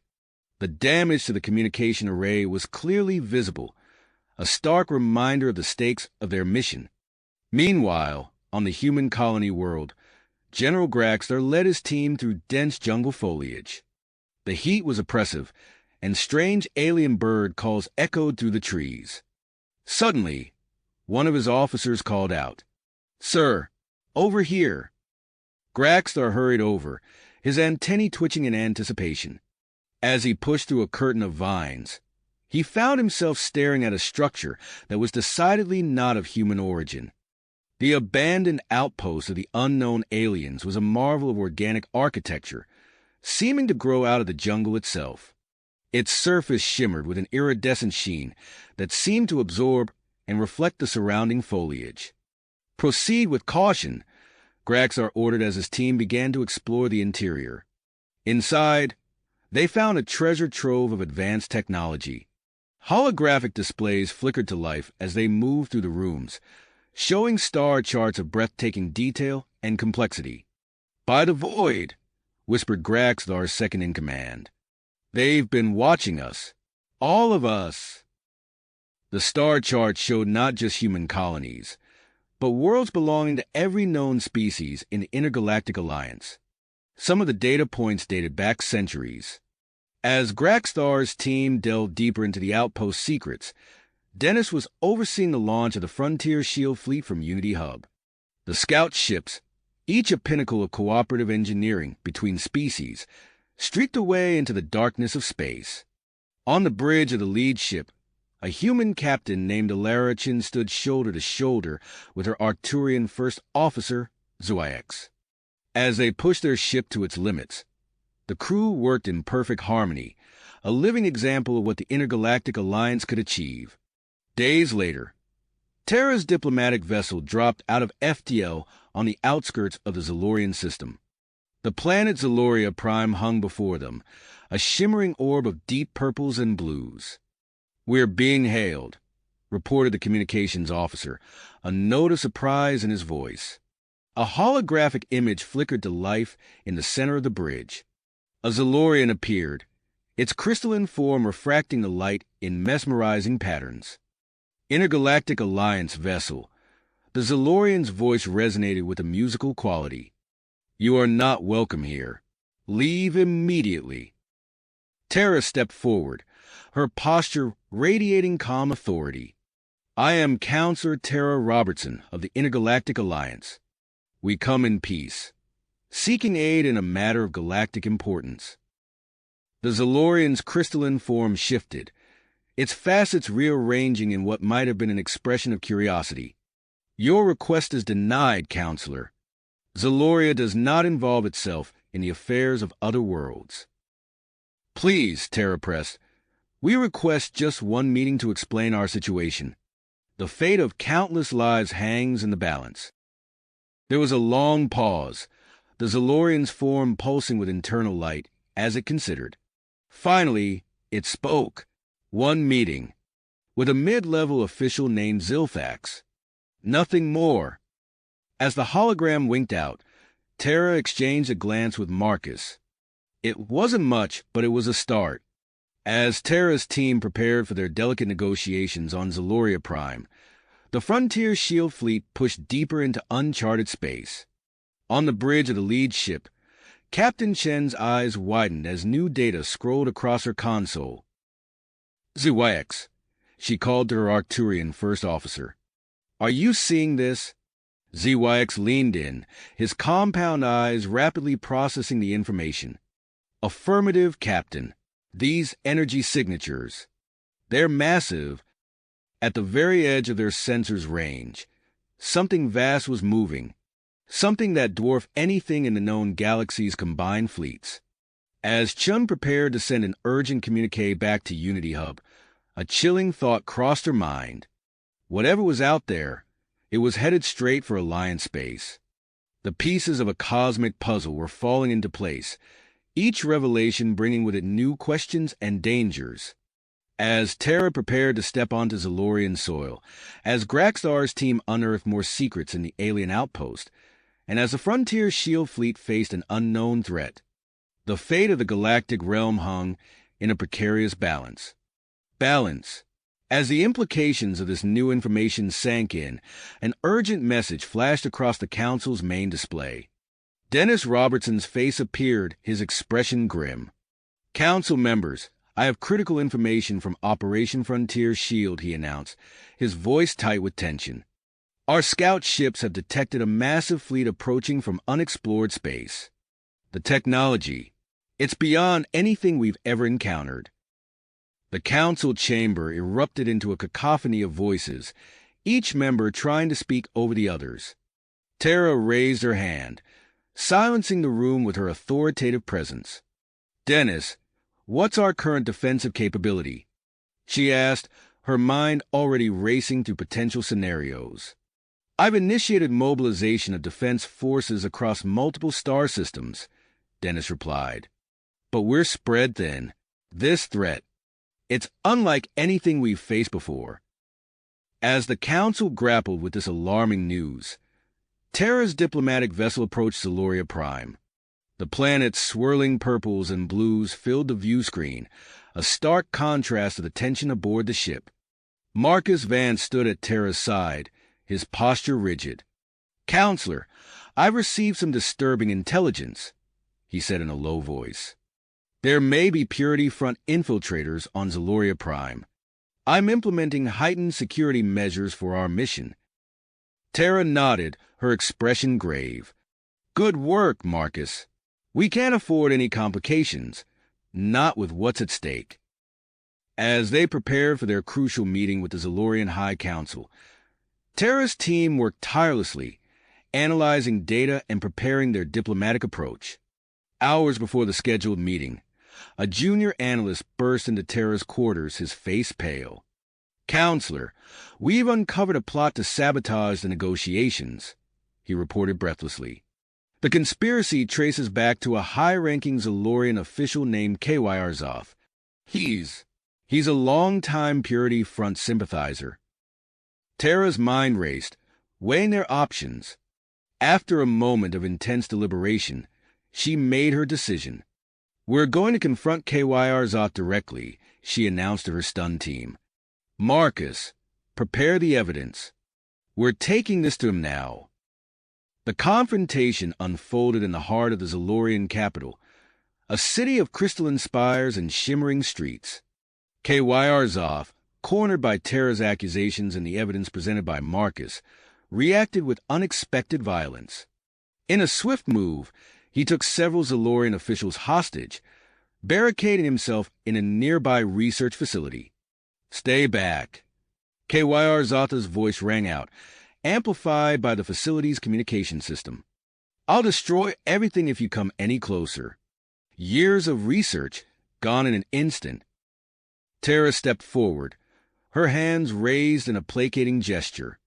"KY Arzoff, listen to me. Whatever the Purity Front has promised you, it's not worth this. We face a threat greater than any of us imagined. We need to work together." As Terra engaged in tense negotiations with KY Arzoff, Marcus coordinated with Zalorian security forces, planning a potential rescue operation. The standoff stretched on, each moment feeling like an eternity. Meanwhile, on Unity Hub, a breakthrough in the Interspecies communication project provided a momentary respite from the mounting crises. Vexera, the brilliant Arcturian scientist, stood before a gathered crowd, her luminescent skin pulsing with excitement. "Esteemed colleagues," she began, her translator converting her chirps and clicks into standard galactic common. "I present to you a real-time translation system capable of bridging 5 different species, including previously incompatible language structures." A murmur of amazement rippled through the crowd as Vexera demonstrated the technology, seamlessly translating between a human, a Zentorian, a Saurian, an Arcturian, and a newly contacted species from the Outer Rim. For a brief moment, the achievement overshadowed the looming threats, a reminder of what could be accomplished through cooperation. On the human colony world, General Graxstar and his team delved deeper into the abandoned alien outpost. In a dimly lit chamber, they discovered a device unlike anything they had ever seen. "Sir," one of Graxstar's officers called out, "I think it's some kind of communication device." It's still active." As they examined the quantum entanglement device, it suddenly sprang to life, projecting fragmented transmissions into the air around them. The language was unfamiliar, but the translation software in their suits began to decipher the messages. Fleeing, void devourers, catastrophic, need refuge. Graxstar's antennae twitched with excitement and apprehension. "By the stars," he whispered, "we've found them. The Nexarians." As this discovery unfolded, panic began to spread across the galaxy. News of the approaching fleet leaked, causing fear and suspicion to take hold. On the Saurian homeworld, Klex found himself in the middle of violent anti-human riots. "Get out!" a Saurian protester shouted, hurling debris at a group of human exchange participants. "You bring nothing but destruction."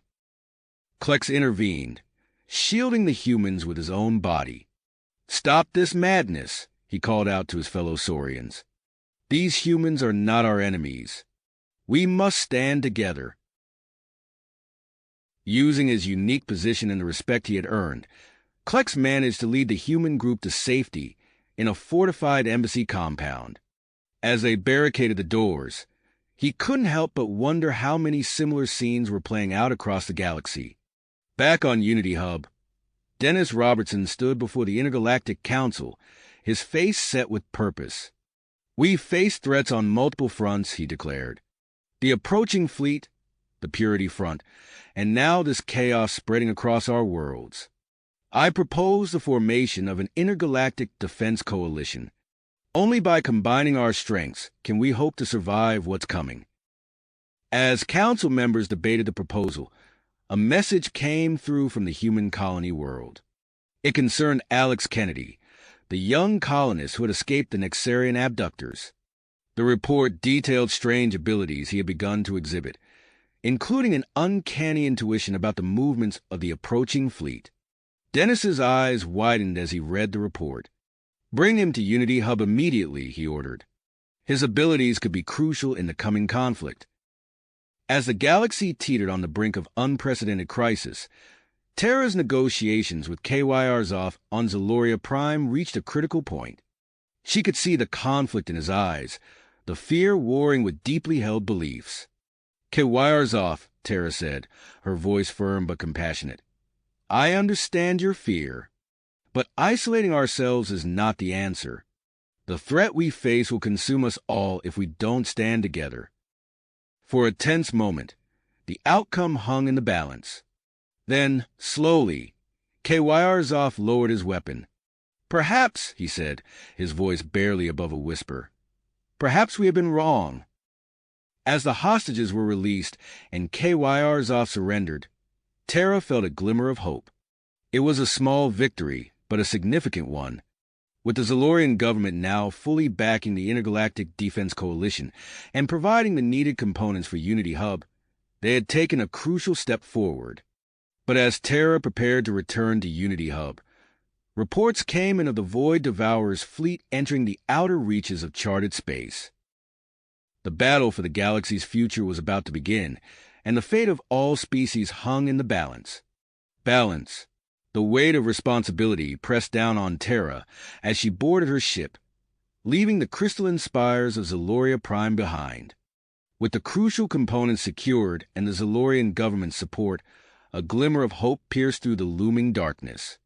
As Terra's vessel approached Unity Hub, the bustling station came into view, its massive form a testament to interspecies cooperation.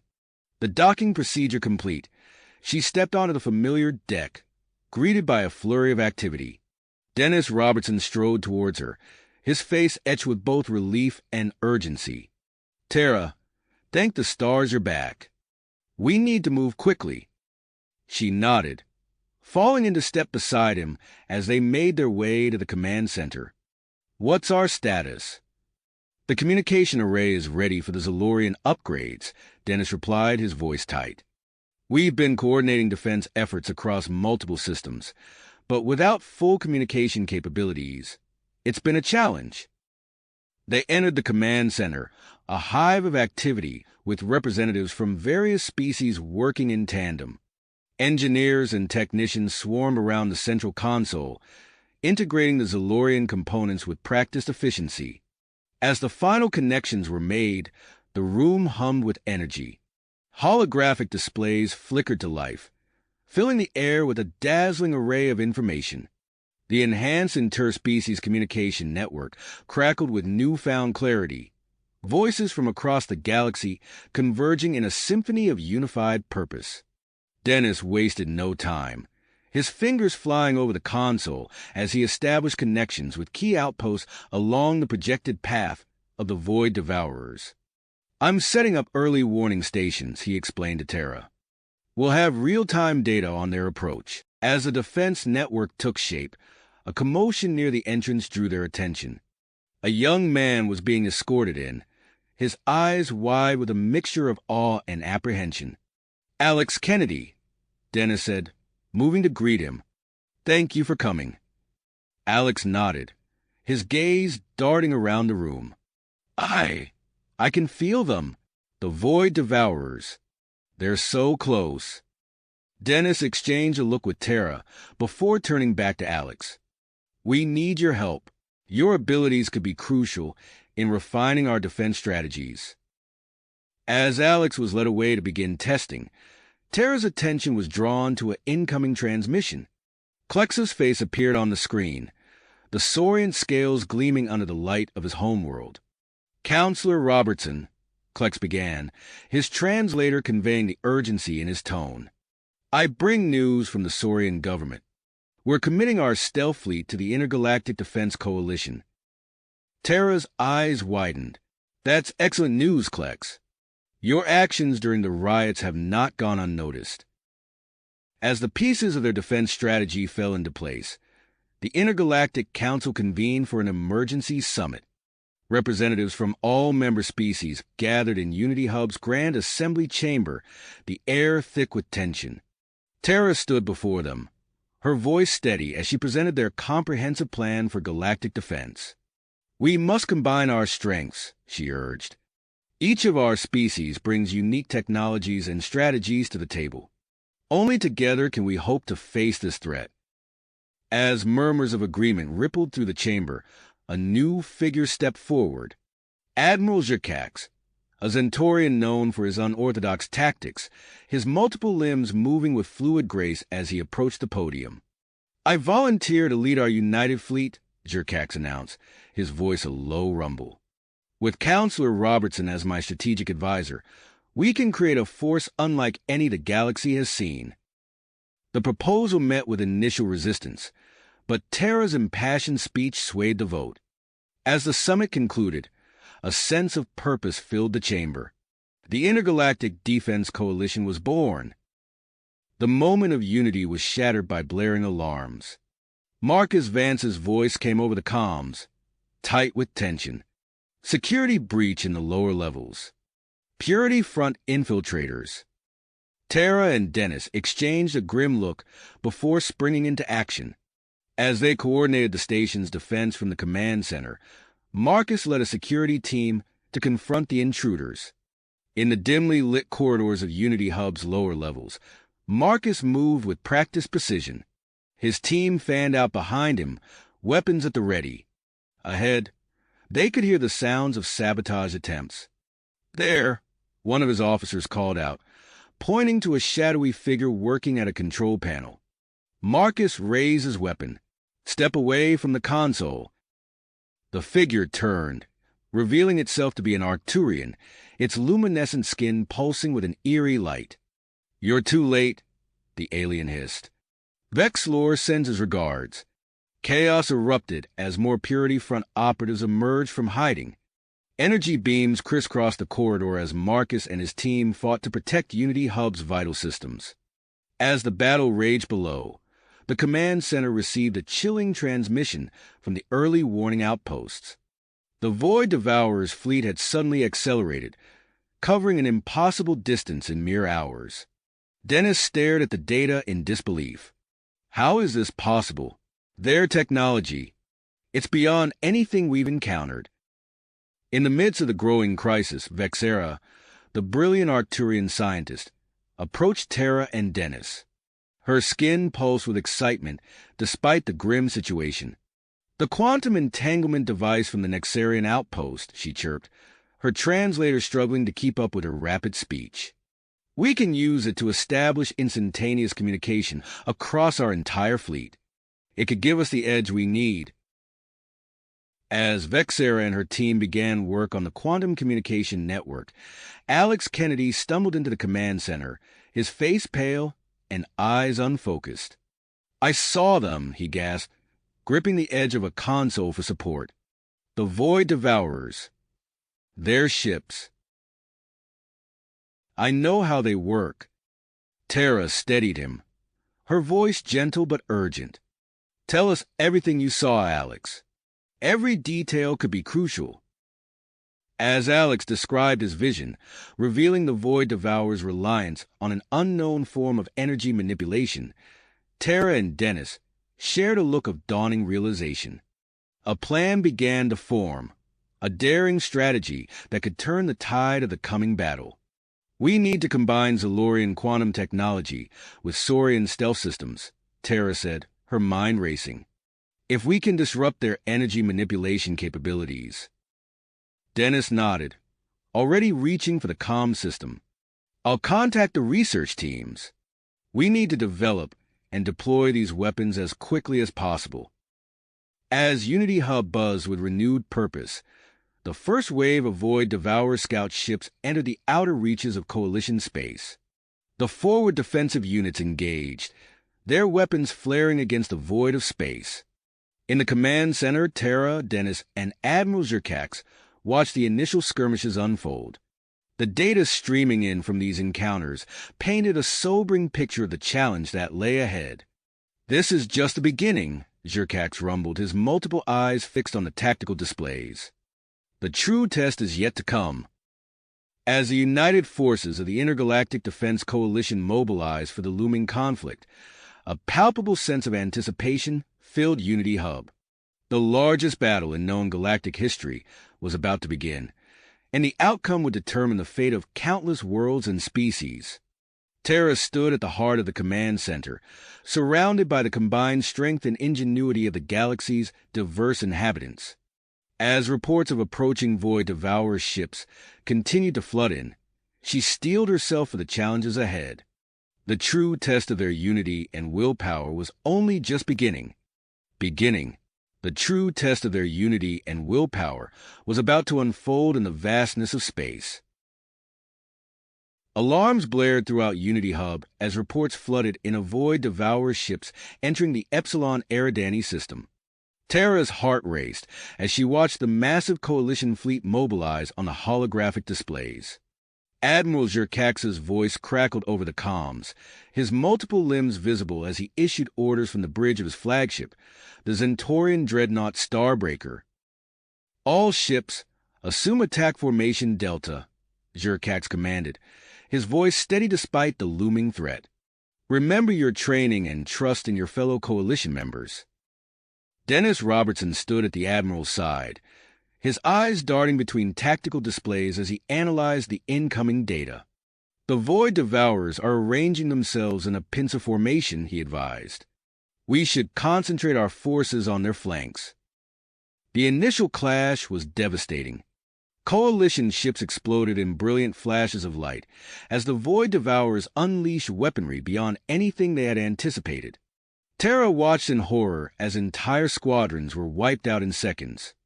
"We're losing too many," she shouted into the comm. "Admiral, we need to change tactics." Zerkax's response was immediate. Activating quantum communication network. All ships execute maneuver Epsilon 3. The effect was instantaneous. Coalition vessels moved in perfect synchronization, weaving through the enemy formation with impossible precision.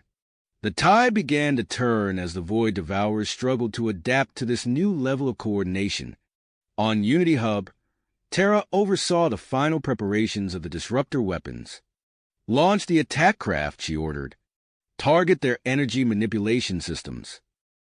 A squadron of sleek ships streaked away from the station, their hulls shimmering with a mix of Zolorian quantum tech and Saurian stealth systems.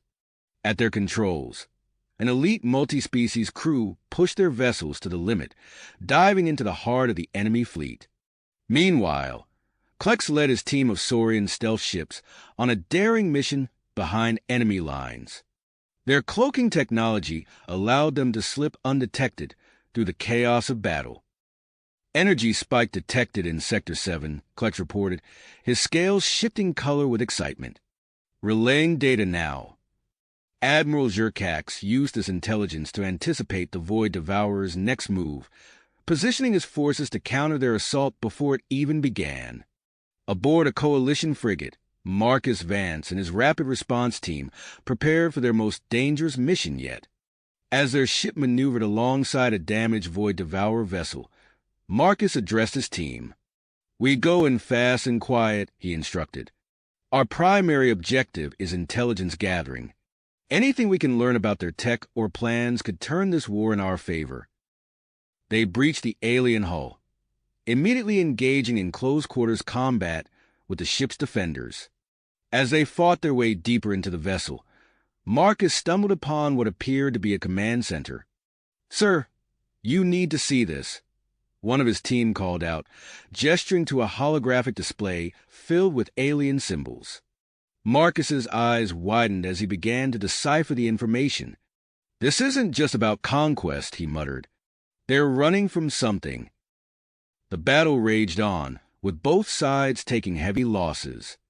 Just as it seemed the coalition might be overwhelmed, a new group of ships appeared on the edge of the system. "Nexarian vessels detected," a sensor operator on Unity Hub announced, confusion evident in their voice. A transmission came through, and a Nexarian face appeared on the main view screen. "I am Commander Zilvax," the alien stated. "We offer our assistance in your fight against the Void Devourers." Terra hesitated for only a moment before responding. "We welcome your help, Commander. What can you tell us about their weaknesses?" As Zilvax shared vital intelligence, the Coalition forces adjusted their strategy. The combined knowledge of the Nexarians and the effectiveness of the disruptor weapons began to turn the tide of battle. On Unity Hub, Alex Kennedy collapsed to the ground, overwhelmed by a flood of visions. Medics rushed to his side as he babbled incoherently about the Void Devourer's homeworld and a cataclysmic event that had set them on their path of destruction. Admiral Zerkax, seeing an opportunity in the enemy's faltering defenses, made a bold decision. "All ships, concentrate fire on the enemy flagship," he ordered. "Let's cut off the head of this beast." The massive assault, coordinated through the quantum network, struck the Void Devourer command ship with devastating force. Explosions rippled across its hull as its energy manipulation systems failed under the onslaught. As the enemy flagship drifted powerless, the rest of the Void Devourer fleet fell into disarray. Without central command, their formations broke apart, allowing the Coalition to press their advantage. "They're retreating!" Dennis exclaimed, watching as the alien ships began to withdraw from the system. A cheer went up throughout the Coalition fleet, but it was tempered by the knowledge of their losses. Nearly a third of their ships had been destroyed or crippled in the battle, and the cost in lives was staggering. In the aftermath, Terra and Dennis led a team to board the disabled Void Devourer flagship. As they made their way through its alien corridors, Terra couldn't shake the feeling that this victory, while significant, was only the beginning of a much larger conflict. "We need to find their command center," Dennis said, his weapon at the ready.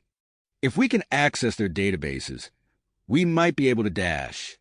He was cut off by the sound of energy weapons discharging nearby. A group of figures emerged from a side passage, their weapons trained on Tara and Dennis's team. Purity front, Tara shouted, diving for cover as the infiltrators opened fire. As the firefight erupted within the alien vessel, Tara realized that their challenges were nowhere near the end. The battle against the Void Devourers had been won, but the war for the galaxy's future was just beginning. The clash between Tara's team and the Purity Front operatives erupted into a fierce firefight, energy bolts sizzling through the alien corridors. Dennis dropped to one knee, his weapon raised. "Tara, on your left!" he shouted, squeezing off a burst of suppressing fire. Tara rolled behind a protruding bulkhead, her breath coming in short gasps. She peered around the corner, assessing the situation. The Purity Front members had taken up defensive positions at a junction ahead, using the alien architecture for cover. "We need to flank them," Dennis said, his voice low and steady. "I'll draw their fire. You take two of our team and circle around through that side passage." Tara nodded, signaling to the nearby coalition soldiers.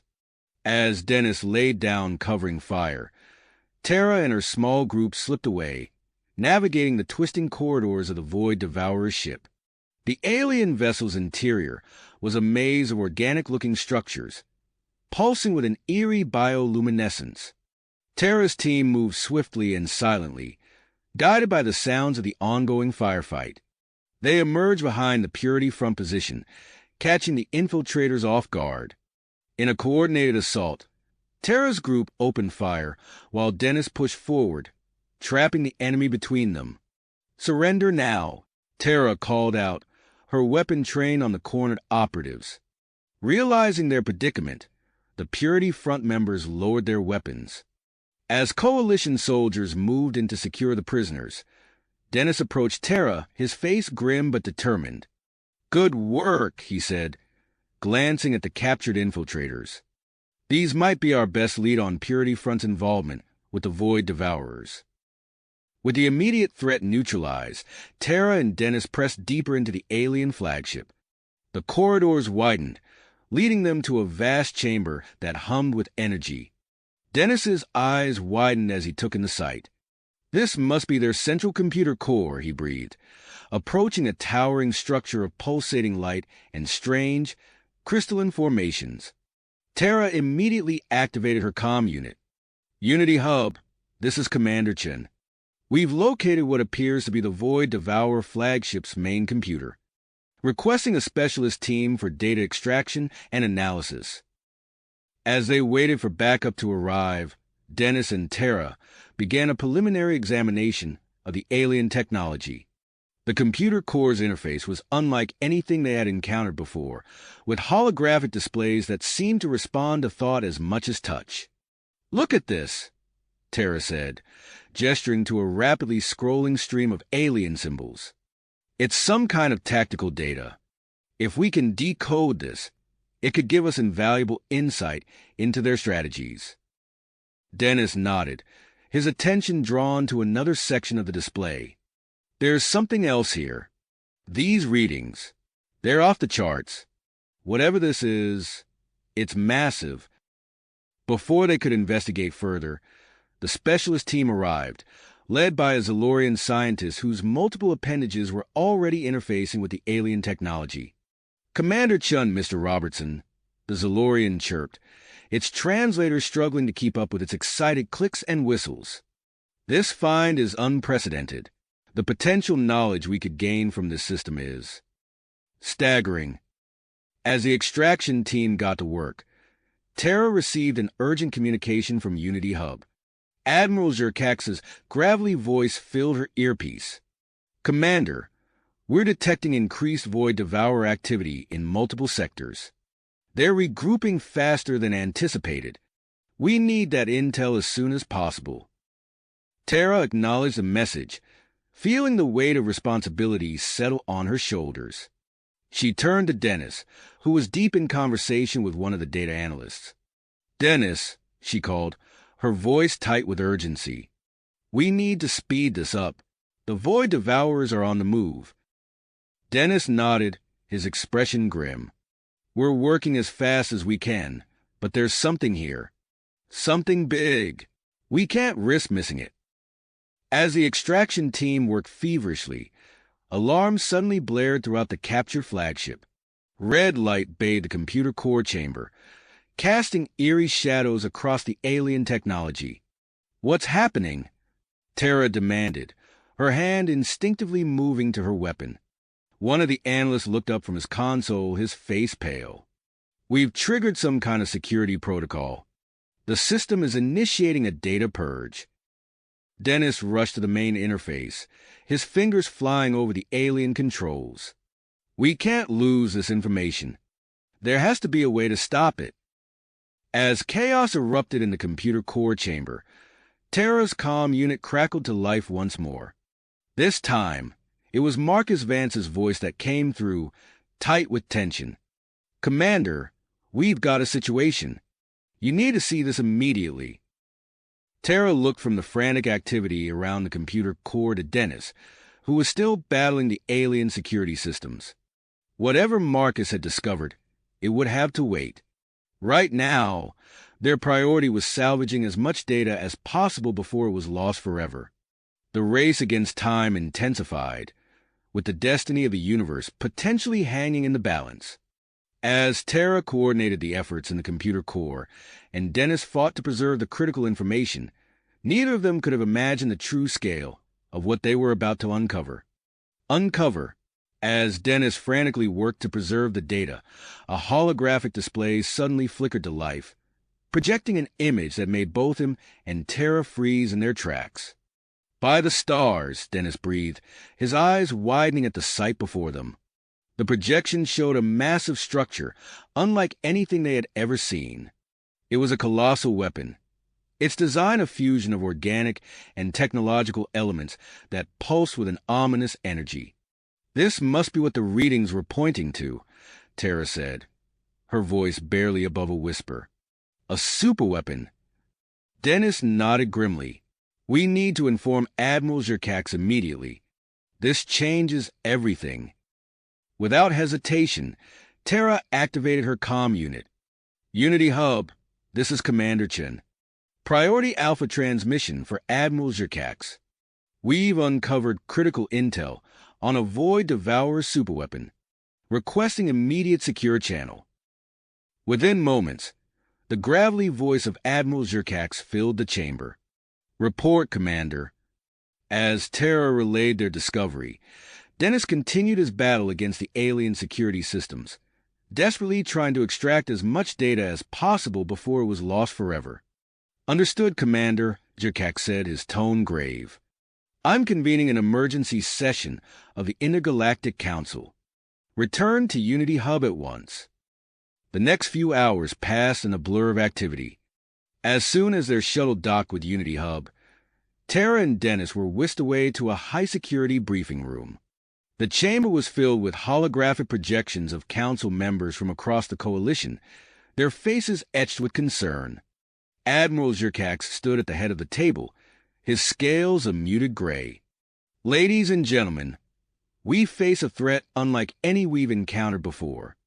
Commander Chen, Mr. Robertson, please brief the council on your findings. As Dennis began his presentation, the door to the briefing room slid open.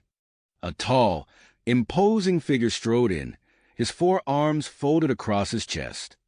The Arcturian's carapace gleamed under the harsh lights, and his compound eyes scanned the room with military precision. Ah! General Kruzity, Zerkax said, nodding to the newcomer. Thank you for joining us on such short notice. The Arcturian inclined his head slightly. When the hope of the universe hangs in the balance, Admiral, there is no such thing as short notice. As the briefing continued, the full scale of the threat became clear. The Void Devourer superweapon had the potential to obliterate entire star systems, and intelligence suggested it was nearing completion. We need a plan to neutralize this weapon before it can be deployed, Zerkax stated, his gaze sweeping across the assembled council members. General Krasny stepped forward, his voice a low rumble. "I volunteer to lead a strike mission. My expertise in covert operations makes me uniquely suited for this task." The council members murmured among themselves, but Jurkax nodded in agreement. "Very well, General. Assemble your team and begin preparations immediately." As the meeting adjourned, Dennis pulled Tara aside. "There's something else we need to address," he said, his voice low. "The Purity Front operatives we captured on the Void Devourer's ship. We need to interrogate them." Tara's expression hardened. "Agreed. I'll have Marcus Vance lead the interrogation team. If there's a connection between Purity Front and the Void Devourers, we need to uncover it." While Tara coordinated with Marcus, Dennis made his way to the science labs where Vexera and her team were working tirelessly on adapting the reverse-engineered Void Devourer technology. "How's progress on the shield systems?" Dennis asked as he entered the lab. Vexera's tentacles waved excitedly. "We've had a breakthrough, Mr. Robertson. Our latest prototype has shown remarkable resilience against simulated Void Devourer energy weapons." Dennis allowed himself a small smile. "That's the first good news I've heard all day. How soon can we begin outfitting our ships?" "We're ready to begin production immediately," Vexera replied. "With the Admiral's approval, we can have the first batch of ships upgraded within 48 hours. As Dennis left the lab to inform Jurkax of this development, he nearly collided with Alex Kennedy. The young man's eyes were unfocused, and he swayed on his feet. "Alex, are you all right?" Dennis asked, steadying him. Alex blinked, his gaze slowly focusing on Dennis. "I saw it," he whispered. "The superweapon. I know where they're building it." Dennis's heart raced. "We need to get you to the Admiral right away." As they hurried through the corridors of Unity Hub, alarms suddenly blared to life. The station's AI announced, "Alert.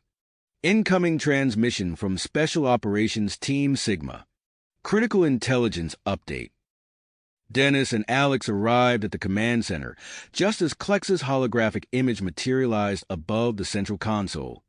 The Saurian operative scales were shifting rapidly, a sign of agitation. "Admiral," Klex reported, his voice tight. "We've successfully sabotaged a key Void Devourer supply base, but we've uncovered something far more pressing. A massive assault force is mobilizing, targeting a heavily populated coalition world." Jurkax's expression darkened. "How long do we have?" "Based on their current trajectory and speed, less than 72 hours, Klex replied. The command center erupted into a flurry of activity as Jurkax began issuing orders. "Deploy our newly shielded ships to the front lines immediately. I want every available vessel ready for battle within 48 hours. As the coalition forces scrambled to prepare for the impending assault, Dennis approached the Admiral. "Sir, I'd like to volunteer for General Krasenike's strike team. My experience with Void Devourer technology could be valuable." Jurkax studied Dennis for a moment before nodding. "Very well, Mr. Robertson. Report to the General for mission briefing." As Dennis turned to leave, Tara entered the command center, her face grim. "Admiral, we have a situation. Our intelligence networks have picked up chatter about a group of Void Devourer defectors seeking asylum." Jurkax's eyes narrowed. "Defectors? Are we certain this isn't a trap?" "Not entirely," Tara admitted. "But their leader, a commander named ZYXVAL, claims to have critical information about Void Devourer weaknesses and long-term plans." The Admiral's scales rippled with indecision. "This could be either our greatest opportunity or our most dangerous mistake. We'll need to proceed with extreme caution." Before they could discuss the matter further, a sensor operator called out, "Sir, we're detecting a massive energy surge from the coordinates provided by Mr. Kennedy. It matches the signature of the superweapon." The atmosphere in the command center grew tense as the implications sank in. The Void Devourer's superweapon was nearing completion, A huge assault force was bearing down on a coalition world. And now potential defectors were throwing another variable into an already complex situation. Jurakax's voice cut through the tension. "We're out of time for half measures. General Kraseneke's strike team will deploy immediately. I'm reassigning a significant portion of our defensive fleet to support this mission." Murmurs of concern rippled through the command center. Tara stepped forward, her voice low but firm. "Admiral, with all due respect, that leaves our worlds vulnerable to attack." Jurakax met her gaze steadily. "I'm aware of the risks, Commander, but if we don't stop that superweapon now, there won't be any worlds left to defend." As the weight of the Admiral's decision settled over the room, Dennis found himself at the center of a storm of activity. He was simultaneously preparing for the strike mission, coordinating with Vexera on the shield upgrades, and trying to process the implications of the potential Void Devourer defectors. The next few hours would be critical. The Coalition's response to these converging threats would determine not just the outcome of the war, but the very future of the galaxy itself. As Dennis made his way to the hangar bay where General Kraseneke's strike team was assembling, he couldn't shake the feeling that they were hurtling towards a point of no return. As Dennis made his way to the hangar bay where General Kraseneke's strike team was assembling, he couldn't shake the feeling that they were hurtling towards a point of no return. The hangar was a hive of activity, filled with the hum of engines and the clanking of equipment as the strike team made final preparations. General Krasenke stood at the center of it all, his 4 arms gesturing as he briefed the assembled operatives. "Robertson," the Arturian called as Dennis approached. "Just in time. We're about to embark on the most critical mission of this war." Dennis nodded, his expression grim. "I'm ready, General. What's our plan of attack?" Krasenke activated a holographic display, showing a detailed map of their target system. "We'll be using a flotilla of our most advanced stealth ships, equipped with Vexera's latest shielding technology. Our primary objective is to infiltrate and destroy the Void Devourer's superweapon facility." As the general outlined the mission parameters, Dennis felt a mix of anticipation and dread. The fate of countless worlds rested on their success. Within the hour, the strike force launched from Unity Hub. As their ships entered hyperspace, Dennis watched the stars stretch into brilliant lines of light. He couldn't help but wonder if he'd ever see this view again. The journey was tense, with each member of the strike team reviewing their roles and checking their equipment. Dennis found himself going over the schematics of Void Devourer technology, searching for any potential weakness they could exploit. Suddenly, alarms blared throughout the ship. The captain's voice came over the intercom. "All hands, brace for turbulence. We're encountering an unknown energy distortion field." The ship lurched violently, throwing Dennis against the bulkhead. Warning lights flashed across control panels as the distortion field played havoc with their systems. "Navigation is offline," one of the officers shouted. "Long-range communications are down." General Kraseneke's voice cut through the chaos. "Maintain formation, switch to short-range tactical comms, and prepare for potential hostiles." As they pushed through the energy field, the fleet emerged into a star system unlike any they had encountered before. The local star pulsed with an eerie, sickly light, and the planets seemed to shimmer and shift as if they were mirages. "By the void," Dennis muttered, staring at the sensor readings. "The energy output of this system is off the charts. It's perfect for powering a superweapon of that magnitude." Before they could fully assess their surroundings, new alarms sounded. The tactical officer's voice was tense as he reported, "Massive Void Devourer fleet detected. They're guarding the approach to the 4th planet." General Kraseneke's compound eyes narrowed as he studied the tactical display. "They've anticipated our approach. We'll need to adapt our strategy." The general quickly devised a new plan, splitting their forces. "We'll create a diversion to draw away their fleet. Robertson, You'll lead a small team to infiltrate the facility while we keep them occupied." Dennis nodded, his mind already racing through the possibilities. "We'll use a combination of Saurian stealth tech and Nexarian sensor jammers. It should give us a fighting chance to slip past their defenses." As the main fleet prepared to engage the Void Devourers, Dennis and his infiltration team boarded a specially modified shuttle. The craft was a marvel of coalition engineering, its hull shimmering with adaptive camouflage.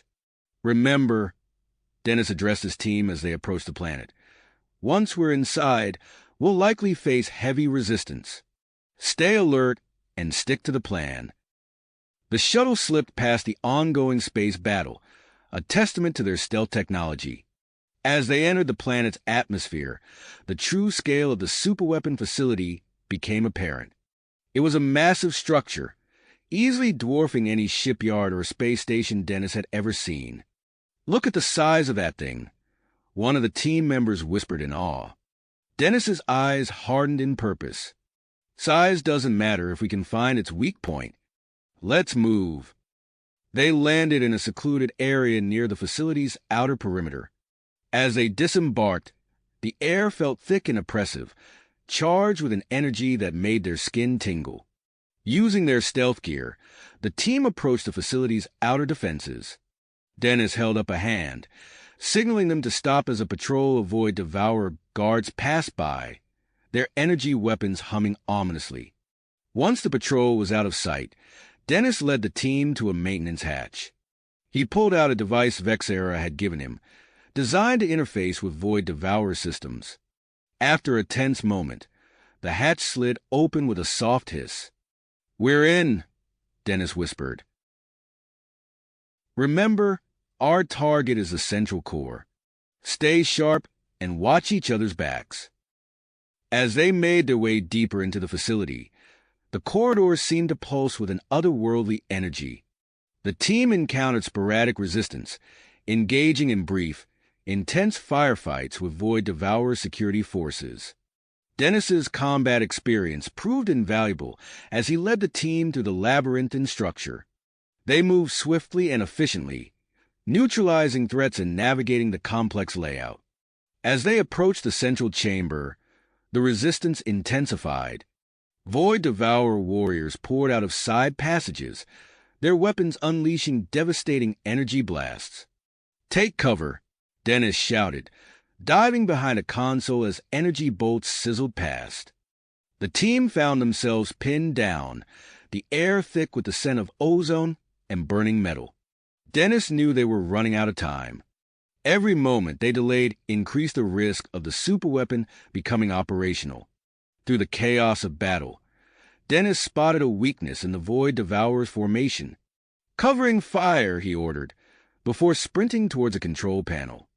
As his team laid down suppressing fire, Dennis reached the panel and began interfacing with the alien technology. The symbols and controls were unlike anything he'd seen before, but he pushed forward, relying on his experience and intuition. Suddenly, a massive door at the far end of the chamber began to open. Dennis's heart raced as he realized they were about to face the true test of their mission. Whatever lay beyond that door would determine the fate of not just their team, but potentially the entire galaxy. With a deep breath, Dennis signaled to his remaining teammates. "This is it. Whatever happens next, remember why we're here. The entire coalition is counting on us." As they prepared to breach the inner sanctum of the superweapon facility, Dennis couldn't shake the feeling that they were about to uncover something that would change the course of the war forever. The fate of countless worlds hung in the balance as they stepped towards the unknown. As Dennis and his team stepped through the massive door into the inner sanctum of the superweapon facility, they were met with a sight that took their breath away. The chamber was vast, easily the size of a small city, with a pulsating energy core at its center. Surrounding the core were concentric rings of control stations, each manned by Void Devourer technicians. Before they could fully take in their surroundings, a booming voice echoed through the chamber. "Intruders! Destroy them!" Dennis's eyes locked onto the source of the voice, a towering Void Devourer commander standing on a raised platform near the core. His armor was more ornate than the others, with pulsing energy lines running through it.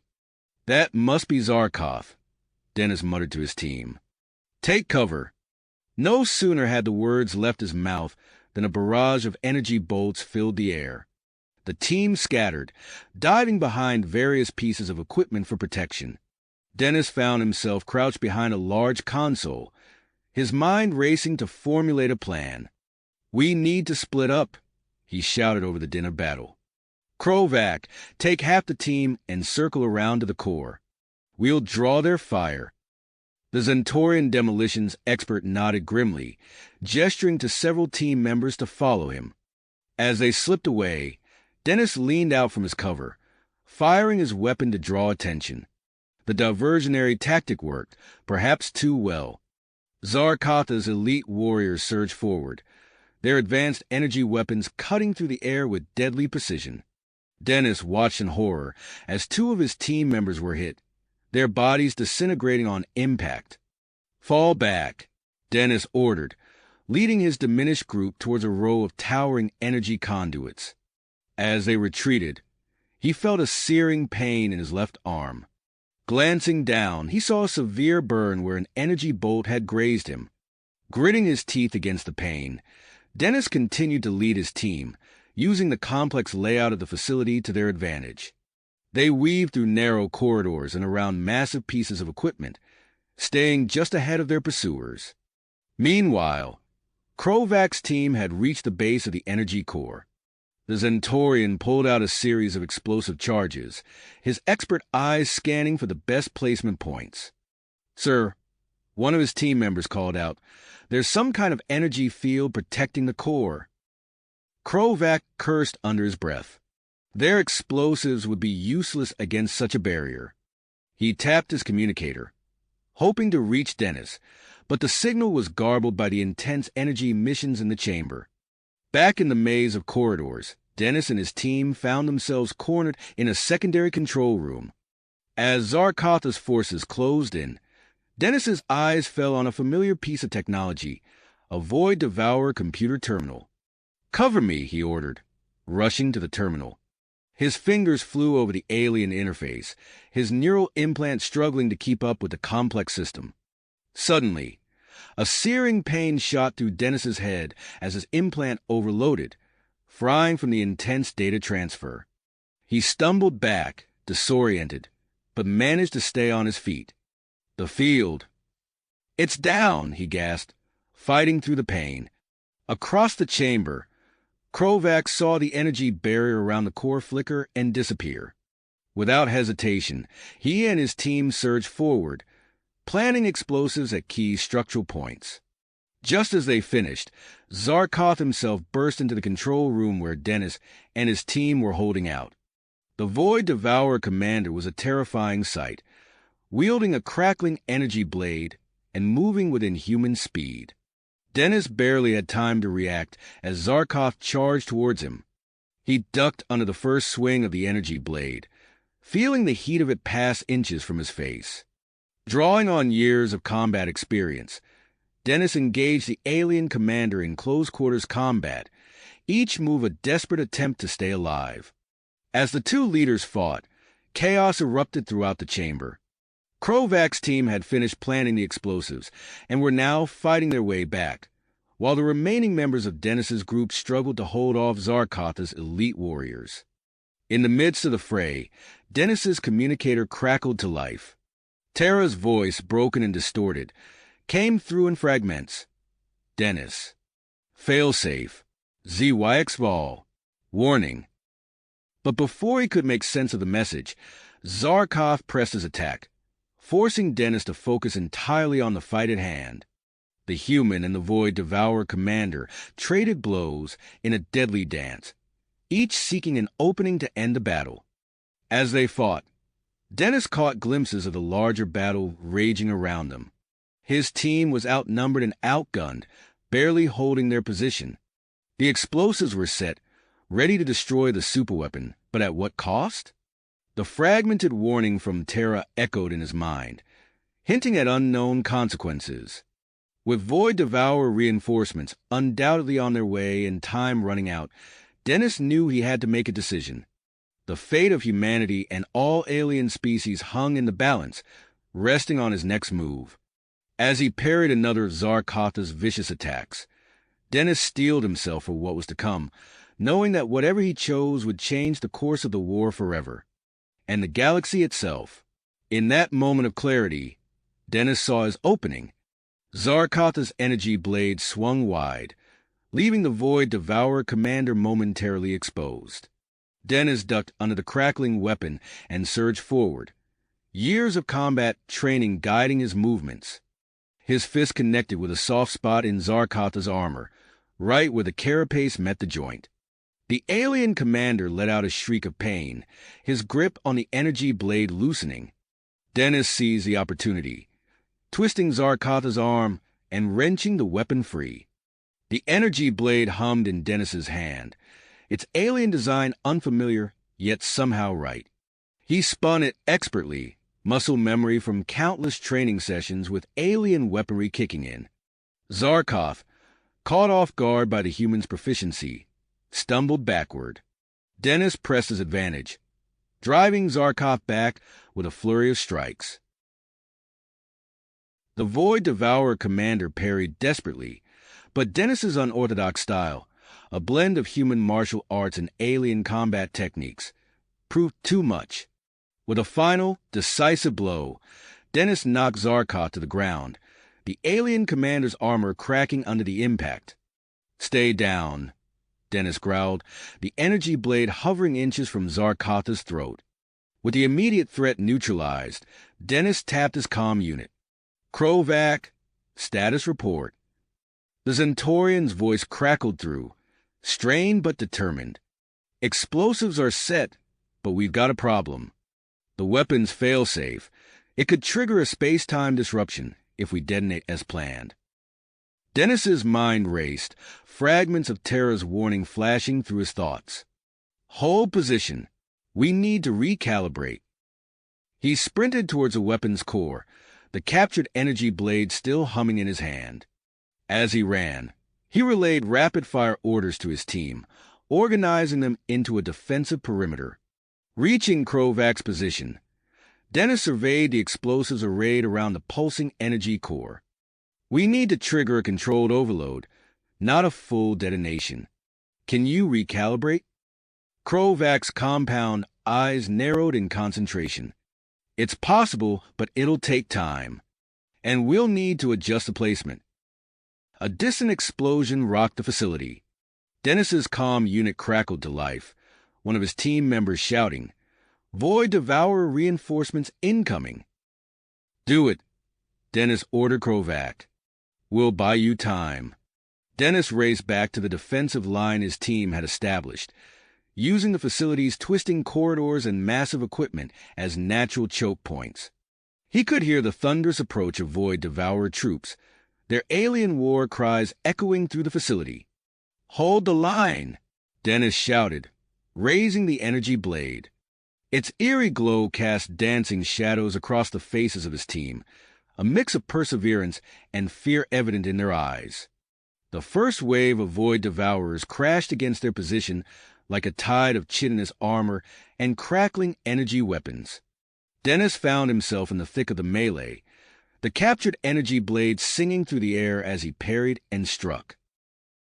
Around him, his team fought with desperate intensity. A Saurian sniper picked off Void Devourer officers with unerring accuracy, while a pair of Nexarian twins worked in perfect synchronization, their energy shields deflecting incoming fire. Dennis ducked under a Void Devourer's sweeping claw, retaliating with a slash that left the alien's armor smoking. He spun, deflecting an energy bolt with the blade before throwing himself into a roll to avoid a barrage of fire. "Krovac!" he shouted into his comm unit, narrowly avoiding a Void Devourer's grasping tentacles. "How much longer?" "Almost there," the Centaurian replied, his voice strained. "But we've got a new problem. The facility's going into lockdown." Dennis cursed, decapitating a void devourer drone with a swift stroke. Can you override it? Negative, Krovac responded. We need to get to the control center. Dennis's mind raced, assessing their dwindling options. They couldn't risk being trapped when the charges detonated, but splitting their forces was a dangerous gamble. Krovac, take half the team and get to that control center, Dennis ordered, parrying another energy blast. We'll hold them here and make sure those charges go off. As Krovac's team peeled off, Dennis redoubled his efforts, his movements a blur of lethal precision. The energy blade became an extension of his will, cutting through void devourer ranks with devastating effect. But for every alien they felled, two more seemed to take its place. Dennis could feel his team's tenacity wavering as fatigue set in and injuries mounted. Just as it seemed they might be overwhelmed, Dennis's comm unit crackled to life. Admiral Zerkax's voice, broken and distorted, came through. Robertson. Massive void devourer fleet. Approaching system. Hurry. The message cut off abruptly, leaving Dennis with a new sense of urgency. Their mission was no longer just about destroying the superweapon. It was about the immediate survival of everyone in the system. Hold fast, Dennis roared, his voice cutting through the chaos of battle. Everything depends on us now. With revitalized commitment, Dennis and his team stood their ground, a last line of defense against the endless void devourer horde. As energy bolts sizzled past and alien claws reached for them, Dennis silently urged Krovac's team onward, knowing that their success or failure in the control center would determine not just their fate, but potentially that of the entire coalition. The battle raged on, a desperate struggle against time and overwhelming odds. Dennis, his armor scorched and his body aching, fought with every ounce of strength he had left. The fate of galaxies hung in the balance, and he knew that the next few moments would decide it all. The energy blade hummed in Dennis's hand as he surveyed the chaos around him. His team fought with desperate intensity, holding back the relentless void devourer forces. Just as it seemed they might be overwhelmed, Dennis's comm unit crackled to life with Krovac's voice. We've reached the control center, the Zentorian reported, his words punctuated by the sound of weapons fire. Working on disabling the lockdown sequence now. Copy that, Dennis replied, ducking under a void devourer's sweeping claw. We'll hold our position here. Moments later, a series of explosions echoed through the facility. The lockdown sirens abruptly cut off, replaced by an eerie silence. Dennis felt a moment of relief, but it was short-lived. Suddenly, the floor beneath his feet seemed to shift. Dennis stumbled, nearly losing his grip on the energy blade. Around him, both his team and the void devourers struggled to maintain their footing as the artificial gravity began to fluctuate wildly. Krovac, what's happening? Dennis shouted into his comm. Disabling the control console had an unexpected effect, Krovac responded, his voice strained. The facility's gravity systems are malfunctioning. We're working on a fix, but for now, you'll have to adapt. Dennis gritted his teeth, quickly assessing the new situation. The erratic gravity presented both a challenge and an opportunity. He watched as a void devourer warrior leapt towards him, only to be thrown off course by a sudden shift in gravity. Team, use the gravity fluctuations to your advantage, Dennis ordered. Time your movements with the shifts. The void devourers are having just as much trouble as we are. Following his own advice, Dennis waited for a moment of increased gravity before launching himself forward. The extra force propelled him towards a group of void devourer drones, allowing him to cut through them with a wide sweep of the energy blade before the gravity shifted again. His team quickly caught on, using the changing environment to outmaneuver their enemies. A human soldier timed his jump perfectly, sailing over a void devourer's head and landing behind it to deliver a killing blow. A Nexarian warrior used a moment of low gravity to scale a wall, raining down fire on the disoriented aliens below. As they fought, Dennis noticed something peculiar. The energy field emanating from Zarkotha's blade seemed to stabilize him during the gravity shifts. He used this to his advantage, maintaining his balance while his opponent struggled. "Dennis," Krovak's voice came through the comm again. "We've made another discovery. The weapon isn't just designed for destruction. It's been collecting energy from nearby stars. The power levels are off the charts." Before Dennis could respond, his comm unit crackled again. This time, it was Terra's voice, broken and distorted. "Dennis. Failsafe. Resonance points. Must target. Time running out." Dennis's mind raced, piecing together the fragmented information. "Krovak, we need to change the plan.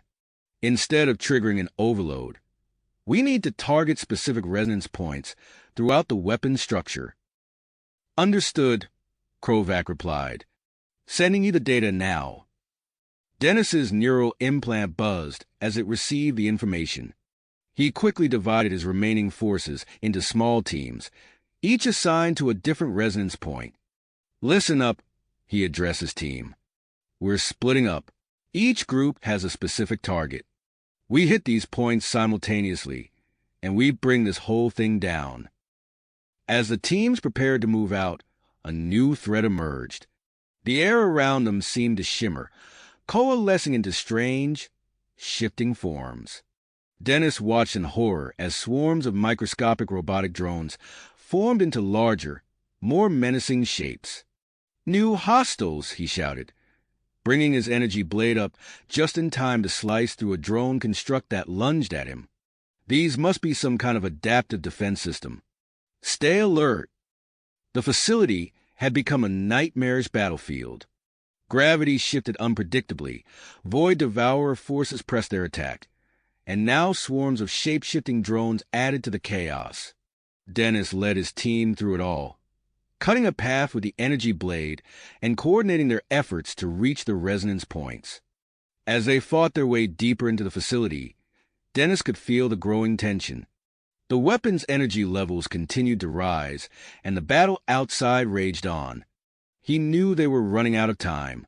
Reaching the first resonance point, Dennis combined Krovak's explosives with precise strikes from the energy blade. The resulting energy discharge sent shockwaves through the facility, temporarily disrupting the drone swarms. "One down," Dennis reported, already moving towards the next target. "All teams report in." As updates came in from the other groups, Dennis pushed forward relentlessly. The fate of the entire coalition, perhaps the galaxy itself, rested on their success. With each step, the pulsing energy at the heart of the weapon grew stronger, a constant reminder of the stakes they faced.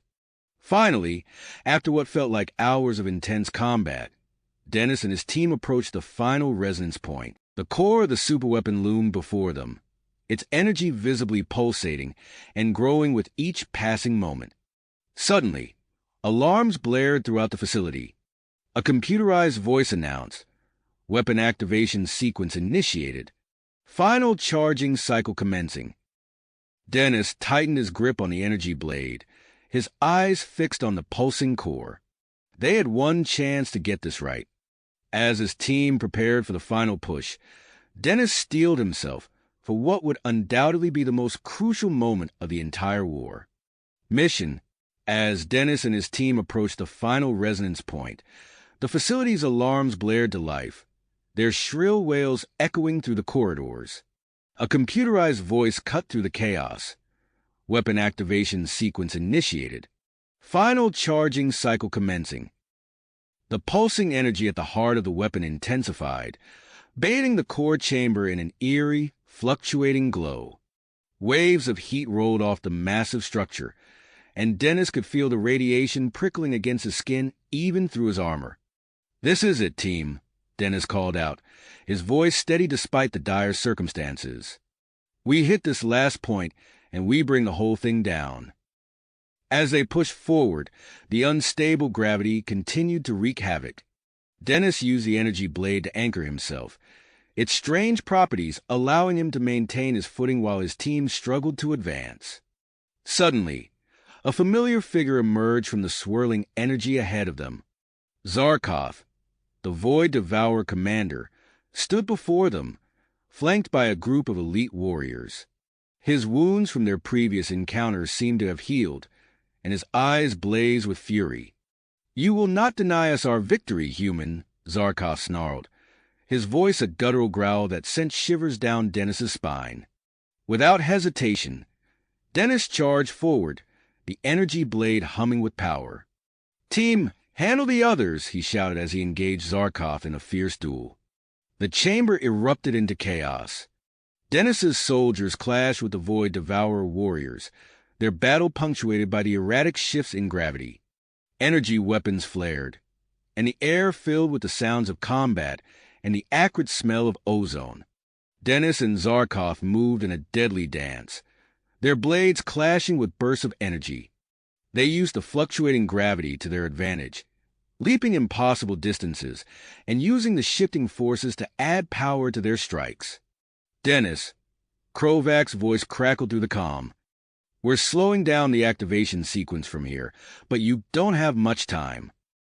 Gritting his teeth, Dennis pressed his attack. He feinted left, then dropped low as the gravity suddenly lessened. Zarkov, caught off guard, swung wide. Dennis seized the opportunity, bringing his blade up in a vicious arc that severed Zarkotha's weapon arm. The Void Devourer commander roared in pain and fury, but Dennis didn't hesitate. With a final, powerful stroke, he plunged the energy blade into a crucial power conduit near the core. Sparks erupted, and the core's defenses flickered. "Now!" Dennis shouted to his team. "Hit the resonance point." As his soldiers moved to comply, Dennis made a split-second decision. "Everyone, fall back to the extraction point," he ordered. "I'll handle this myself." His team protested, but Dennis stood firm. "That's an order. Someone needs to make sure this gets done, and I'm not risking any more lives." As his team retreated, Dennis prepared to trigger the resonance destabilization. Suddenly, his comm crackled to life with an unexpected voice. "Dennis, wait." It was Tara, her voice urgent. "We've made a breakthrough. The rift from the weapon's destruction. We can use it to transport reinforcements across the galaxy. But you need to create a controlled collapse." Dennis's mind raced, quickly adapting to this new information. "Copy that," he responded, already adjusting his approach. "What do I need to do?" As Tara relayed the instructions, Dennis worked feverishly, using Zarkotha's blade to manipulate the energy swirling around him. The heat was intense, sweat pouring down his face as he fought to maintain his concentration. Suddenly, a snarl from behind alerted him to danger. Zarkov, despite his grievous injury, had managed to drag himself towards Dennis. The Void Devourer commander lunged, attempting to disrupt the delicate process. Dennis, fully committed to his task, couldn't defend himself. But before Zarkov could reach him, a barrage of weapons fire forced the alien back. Dennis's team had disobeyed his order to retreat, forming a protective ring around him as he worked. The energy within the core reached critical levels. Alarms screamed warnings of imminent overload. With a final, precise adjustment, Dennis triggered the controlled collapse. A blinding flash of energy erupted from the core. The very fabric of space seemed to twist and tear, forming a swirling vortex of unimaginable power. The rift pulsed and grew, its edges flickering with strange, otherworldly energies. In the chaos, Dennis saw Zarkov being pulled towards the rift. Acting on instinct, he gave the Void Devourer commander a final push, watching as his nemesis was swallowed by the swirling vortex. But the rift's pull was too strong. Dennis found himself being dragged towards a collapsing core, the energy blade slipping from his grasp. He managed to grab onto a damaged console, holding on with all his strength as the facility began to break apart around him. Through the comm, he could hear the frantic voices of his team and the distant sounds of the space battle raging outside. As he clung to the console, feeling his grip weakening, Dennis knew that the next few moments would determine not just his fate, but potentially the outcome of the entire war. The rift continued to grow, its pulsing energies tearing at the very foundations of the facility. Debris swirled through the air, and the heat became almost unbearable. Dennis's muscles screamed with the effort of holding on, his mind racing to find a way out of this seemingly impossible situation. In the distance, through the gaps in the disintegrating structure, he could see flashes of weapons fire from the space battle. The future of the stars hung in the balance, and Dennis Robertson found himself at the very center of it all, desperately fighting for survival as the universe itself seemed to unravel around him. The facility's destruction was imminent, and Dennis knew he had mere seconds to act. With a burst of desperate strength, Dennis pushed off from the console, propelling himself through the chaotic debris field. His eyes darted frantically, searching for any means of escape. Suddenly, he spotted it, a partially intact emergency escape pod nestled in a recessed alcove. Dennis's military training kicked in as he calculated the trajectory needed to reach the pod. The fluctuating gravity made every movement a gamble, but he had no choice. He tucked his body, using a piece of floating wreckage as a springboard to launch himself towards the escape pod. Time seemed to slow as Dennis sailed through the air. Shards of metal and crystalline fragments whizzed past him, some grazing his armor. He could feel the pull of the rift behind him, threatening to drag him back into its swirling maw. With an outstretched hand, Dennis managed to grab onto the pod's outer frame. The impact sent a jolt of pain through his arm, but he gritted his teeth and held on. Using every ounce of strength left in his battered body, he pulled himself into the pod and slammed the hatch shut. The pod systems flickered to life, but Dennis could see that the damage was extensive. The navigation console sparked ominously, and several warning lights blinked an angry red. He quickly strapped himself in and initiated the manual launch sequence. As Dennis's fingers flew over the controls, a thunderous crash reverberated through the pod. A massive section of the facility had collapsed, striking the escape pod just as it began to eject. The impact sent the pod spiraling out into space, its trajectory wild and uncontrolled. Inside the pod, Dennis was thrown against his restraints. His head slammed into the seat, and for a moment his vision blurred. He shook off the disorientation, knowing that every second counted. The pod tumbled through the void, offering Dennis brief glimpses of the battle raging around him. Through the view screen, he saw coalition ships engaged in fierce combat with the Void Devourer fleet. Energy beams crisscrossed space, and explosions bloomed like deadly flowers among the stars. Dennis fought to regain control of the pod, his hands moving instinctively over the barely functioning systems. He managed to activate the maneuvering thrusters, but without the navigation system, he was flying blind. "This is Commander Dennis Robertson," he shouted into the pod's comm system, hoping it was still operational. "Mayday, mayday. Escape pod ejected from Void Devourer weapon facility. Navigation systems offline. Requesting immediate assistance." As the pod continued its erratic journey through the battlespace, Dennis could only hope his distress call had been received. He watched helplessly as ships from both sides narrowly missed colliding with his tiny vessel. Suddenly, a brilliant flash of light caught Dennis's attention. He turned to see a massive spatial rift forming where the Void Devourer facility had once been. The rift pulsed with otherworldly energy, its edges shimmering and distorting the very fabric of space. To Dennis's amazement, coalition ships began to emerge from the rift. Fresh reinforcements poured into the battle, their weapons blazing as they caught the Void Devourer fleet off guard. Dennis felt a surge of hope as he watched the tide of battle shift before his eyes. The arrival of reinforcements seemed to invigorate the entire coalition fleet. Dennis observed as their tactics became more aggressive, pressing the advantage against the now outnumbered Void Devourer forces. As the battle raged on, Dennis continued his efforts to stabilize the pod and boost his distress signal. He knew that in the chaos of combat, a single escape pod could easily be overlooked. Every few minutes, he repeated his mayday call, his voice growing hoarse with each transmission. Hours seemed to pass, though Dennis knew it could have been only minutes. The pod's life support systems were holding, but he could feel the temperature rising. Sweat beaded on his forehead as he worked tirelessly to keep the pod from drifting into the line of fire. Just as Dennis began to fear his luck had run out, a new voice crackled over the comm system. "Commander Robertson, this is Captain Lyra of the CSS Horizon. We've locked onto your signal and are moving to intercept. Hold tight. Sir, we're coming to get you." Relief washed over Dennis, but he knew the danger was nowhere near the end. He watched as the CSS Horizon, a sleek search and rescue vessel, maneuvered through the battlefield towards its position. Energy blasts from nearby skirmishes lit up space around the ship as it dodged and weaved its way closer.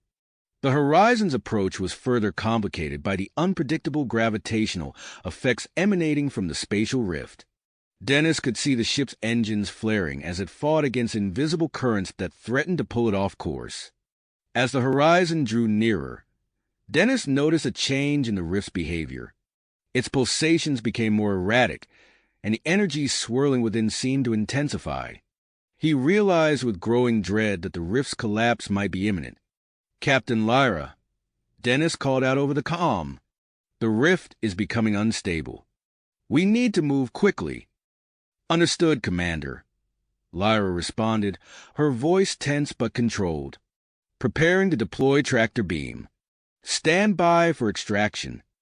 Dennis watched as the Horizon positioned itself above his pod, its tractor beam emitter glowing with building energy. Just as the beam began to reach out towards the pod, a nearby explosion rocked both vessels. Dennis's pod spun wildly, nearly slipping out of the tractor beam's range. With expert precision, the Horizon's pilot adjusted their position, managing to snag the pod with the edge of the tractor beam. Dennis felt a jolt as the pod was slowly pulled towards the rescue ship's docking bay. As he watched the Horizon's hull grow larger in his view screen, Dennis could see the rest of the Coalition fleet beginning to disengage from the battle. Ships were breaking off from their engagements, forming up into evacuation groups as they prepared for a strategic withdrawal. The rift's instability was now visible to the naked eye, its edges fluctuating wildly as tendrils of energy lashed out into space. Dennis knew that time was running out, not just for him, but for the entire Coalition force in the system. With a final lurch, Dennis's pod was pulled into the Horizon's docking bay. As the airlock cycled and the pod's hatch opened, he could hear the ship's engines powering up to full capacity. They were preparing to make a run for it. Dennis unbuckled himself from the pod seat, his muscles protesting after hours of tension. As he stepped out onto the deck of the Horizon, he was greeted by a medical team ready to assess his condition. But Dennis's eyes were drawn to the view screen on the far wall of the bay, which showed the chaotic scene outside. The Coalition fleet was in full retreat, ships disappearing into designated evacuation points as the rift behind them grew ever more unstable. The Void Devourer forces seemed to be in disarray, caught between pursuing their enemies and fleeing the impending disaster themselves. As the Horizon's engines roared to life, propelling them away from the battlefield, Dennis watched the rift pulse one final time. He knew that whatever happened next would reshape the course of the war, but for now, all he could do was hold on and hope they made it to safety in time. The ship accelerated, joining the stream of Coalition vessels fleeing the system. Behind them, the rift's light grew blindingly bright, a stark reminder of the ticking clock they all raced against. Dennis gripped a nearby railing, bracing himself for whatever came next as the Horizon carried him and its crew into an uncertain future. The Horizon's engine strained as it pushed through the chaotic space, joining the stream of Coalition vessels fleeing the system. Dennis felt the ship shudder beneath his feet as it accelerated to maximum speed. Through the view screen, he watched as other ships materialized beside them, their hulls bearing the scars of recent battle. "Commander Robertson," a voice called out. Dennis turned to see a Zentorian officer approaching, his crystalline exoskeleton glinting under the bay's harsh lights. "I'm Captain Krolak. We need to get you to medical immediately." Dennis opened his mouth to protest, but a wave of dizziness swept over him. He stumbled, catching himself on a nearby console. The adrenaline that had kept him going was fading fast, and the full extent of his injuries was becoming apparent. "Understood, Captain," Dennis managed, allowing himself to be guided towards the medical bay. As they moved through the ship's corridors, alarms blared and crew members rushed to their stations. The horizon rocked violently, nearly throwing Dennis and his escort off their feet. "Status report." Krolak barked into his communicator. A tense voice responded. "Gravitational anomalies forming around the rift. Sir, we're adjusting course to compensate." They reached the medical bay, where a team of doctors was already prepared. As Dennis was helped onto an examination table, he caught a glimpse of the main view screen on the far wall. It showed a tactical display of the retreating coalition fleet, with Admiral Zerkax's flagship at the center. "We need to dock with the flagship," Dennis said, wincing as a doctor began examining his injuries. "I have critical information for Admiral Zerkax." Captain Krolak nodded grimly. "We're already on course to rendezvous. But first, let's make sure you're in one piece, Commander." The medical team worked efficiently, treating Dennis's injuries with advanced coalition technology. As they worked, Dennis felt the distinctive lurch of the ship entering hyperspace. They had made it through the rift. Minutes later, another jolt signaled their return to normal space. The ship's intercom crackled to life with the voice of the navigation officer. Docking procedure initiated with CS adamant.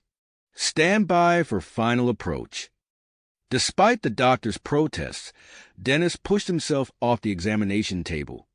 "I need to be on the bridge for this," he insisted. Captain Krolak, who had remained nearby, assessed Dennis with a critical eye before nodding.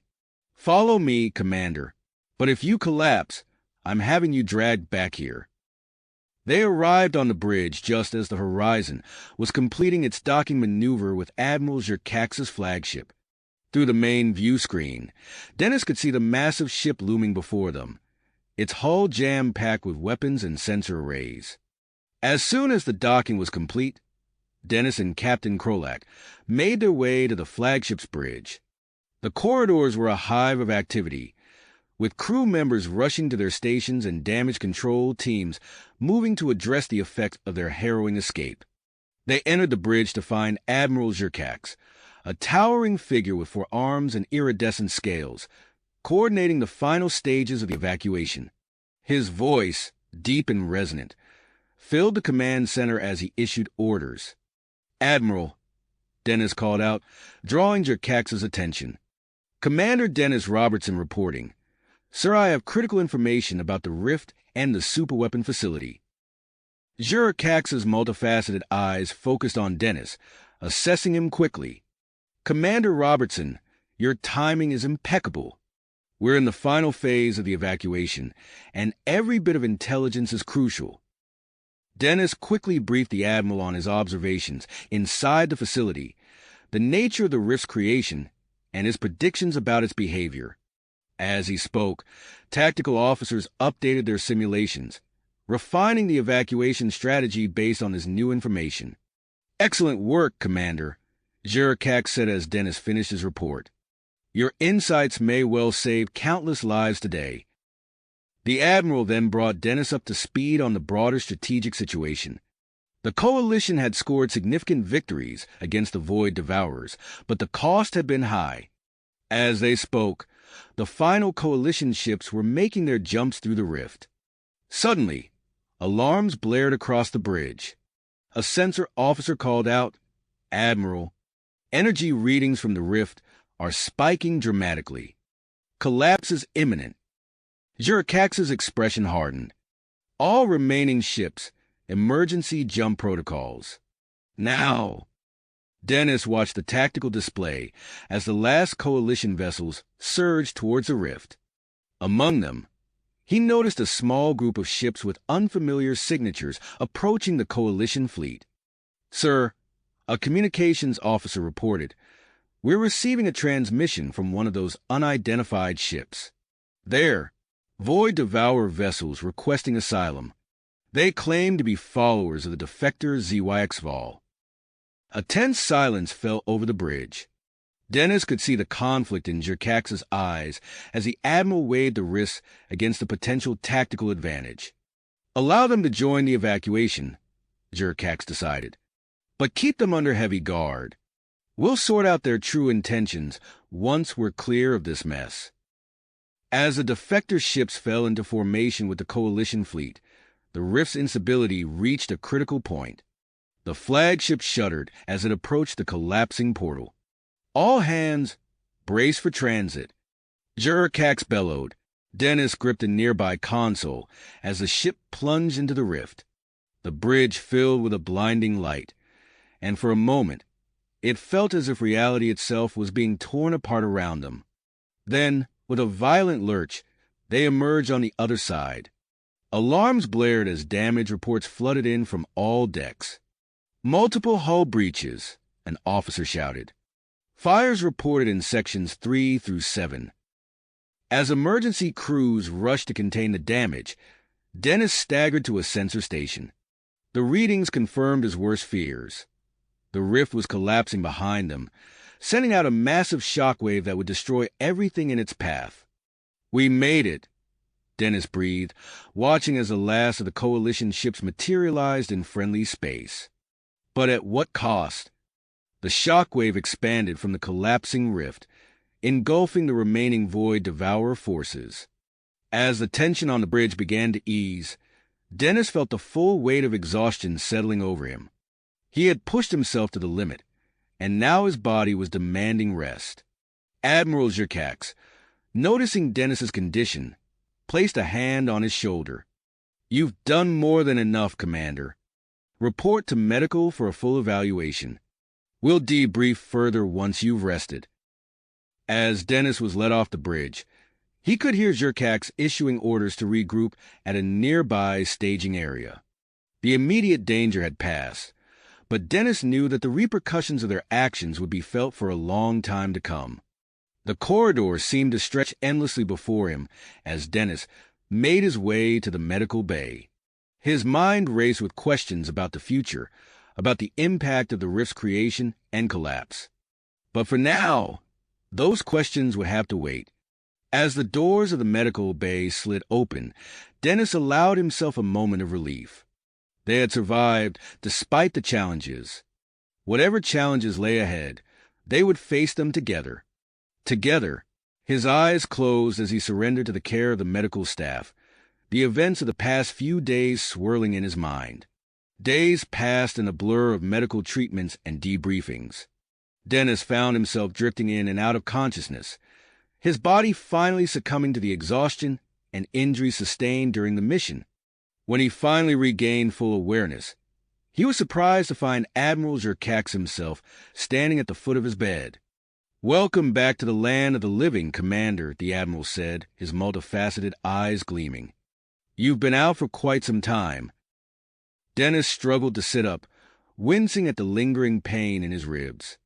"How long was I unconscious, sir?" "For days," Jerkax replied. "You needed the rest.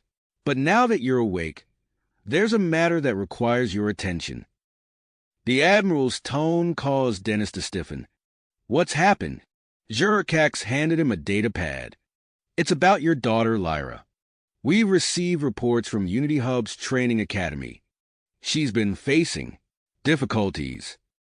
Dennis scanned the report, his heart sinking as he read about the discrimination and ridicule Lyra had endured. Despite her exceptional abilities, her unique status as an alien raised by a human had made her a target for both instructors and fellow cadets. "I need to go to her," Dennis said, already trying to swing his legs off the bed. Jerkax placed a restraining hand on his shoulder. "Easy, Commander. You're not cleared for duty yet. But I understand your concern. Once the medical staff gives you the green light, you have my permission to return to Unity Hub. Relief flooded through Dennis. Thank you, Admiral. I appreciate your understanding. The next few days were filled with final medical checks and physical therapy. Dennis pushed himself hard, determined to recover as quickly as possible. Finally, after a week of intense rehabilitation, he received clearance to travel. As Dennis boarded the transport ship bound for Unity Hub, his mind raced with worry for Lyra. He had always known that her unique upbringing might pose challenges, but he had hoped the progressive nature of the Coalition would mitigate such issues. The journey to Unity Hub seemed to stretch on endlessly. Dennis spent most of his time reviewing reports on Lyra's performance and the structure of the Academy. By the time the transport docked, he had formulated a plan of action. Unity Hub's sprawling cityscape greeted Dennis as he disembarked. The massive space station, serving as the Coalition's central command and training facility, hummed with activity. He made his way directly to the Academy, his determined stride drawing curious glances from passers-by. At the Academy's administration building, Dennis was met by Commandant Krelvor, a veteran Zentorian officer with a reputation for strict adherence to tradition. The Commandant's exoskeleton creaked as he regarded Dennis, with a mixture of respect and wariness. "Commander Robertson," Krelvor said, his voice a low rumble. "We've been expecting you. I assume you're here about Cadet Lyra?" Dennis nodded, keeping his expression neutral. "I'd like to discuss her situation and observe some of the training exercises if possible." Krelvor hesitated before responding. "Very well. But understand, Commander, that we cannot make exceptions or show favoritism, even for the adopted daughter of a war hero." "I'm not asking for favoritism, Commandant," Dennis replied firmly. "I'm asking for fairness and an open mind." Over the next few days, Dennis immersed himself in the Academy's routines. He observed training sessions, spoke with instructors, and spent time with Lyra and her fellow cadets. What he saw both concerned and inspired him. Lyra's skills were indeed exceptional, but the environment was stifling her potential. The training methods, while effective for most species, failed to account for the unique abilities of outliers like Lyra. During a combat simulation, Dennis watched as Lyra's team struggled to coordinate their efforts. An idea struck him. "Commandant," he called out to Krelvor, who was observing nearby. "May I make a suggestion?" Krelvor nodded, curiosity evident in his stance. Dennis stepped forward, addressing the cadets. "Lyra, take point. Use your enhanced agility to draw fire. Grax, your thick hide makes you perfect for heavy suppression. Vex, your psychic abilities can provide real-time battlefield intel. Work together. Play to your strengths." The change was immediate and dramatic. Under Dennis's guidance, the team's performance improved significantly. As the simulation ended, Krelvor approached Dennis, his expression thoughtful. "Impressive, Commander," the Commandant said. "Your approach. It's unorthodox, but I cannot argue with the results." Dennis seized the opportunity. "Give me a chance to work with the cadets, Commandant. Let me show you how we can adapt human tactics to complement alien physiologies." Krelvor considered for a moment before nodding. "Very well, Commander. You have 1 week to prove the value of your methods." What followed was an intense period of innovation and adaptation. Dennis worked tirelessly, developing new training routines that combined human tactical doctrine with the unique abilities of various alien species. He focused on fostering teamwork and mutual understanding among the cadets, breaking down the barriers of prejudice through shared challenges and triumphs. As the week progressed, the improvements were undeniable. Cadets who had once struggled now excelled, and Lyra emerged as a natural leader, her human upbringing and alien physiology proving to be a powerful combination. Word of Dennis's success spread quickly. Admiral Zerkax himself arrived to observe the final day of training exercises. As the cadets executed a flawless multi-species assault course, Dennis saw a rare smile cross the Admiral's face. "Commander Robertson," Jerkak said as the exercise concluded, "it seems you've done it again. Your innovative approach could revolutionize our entire training program."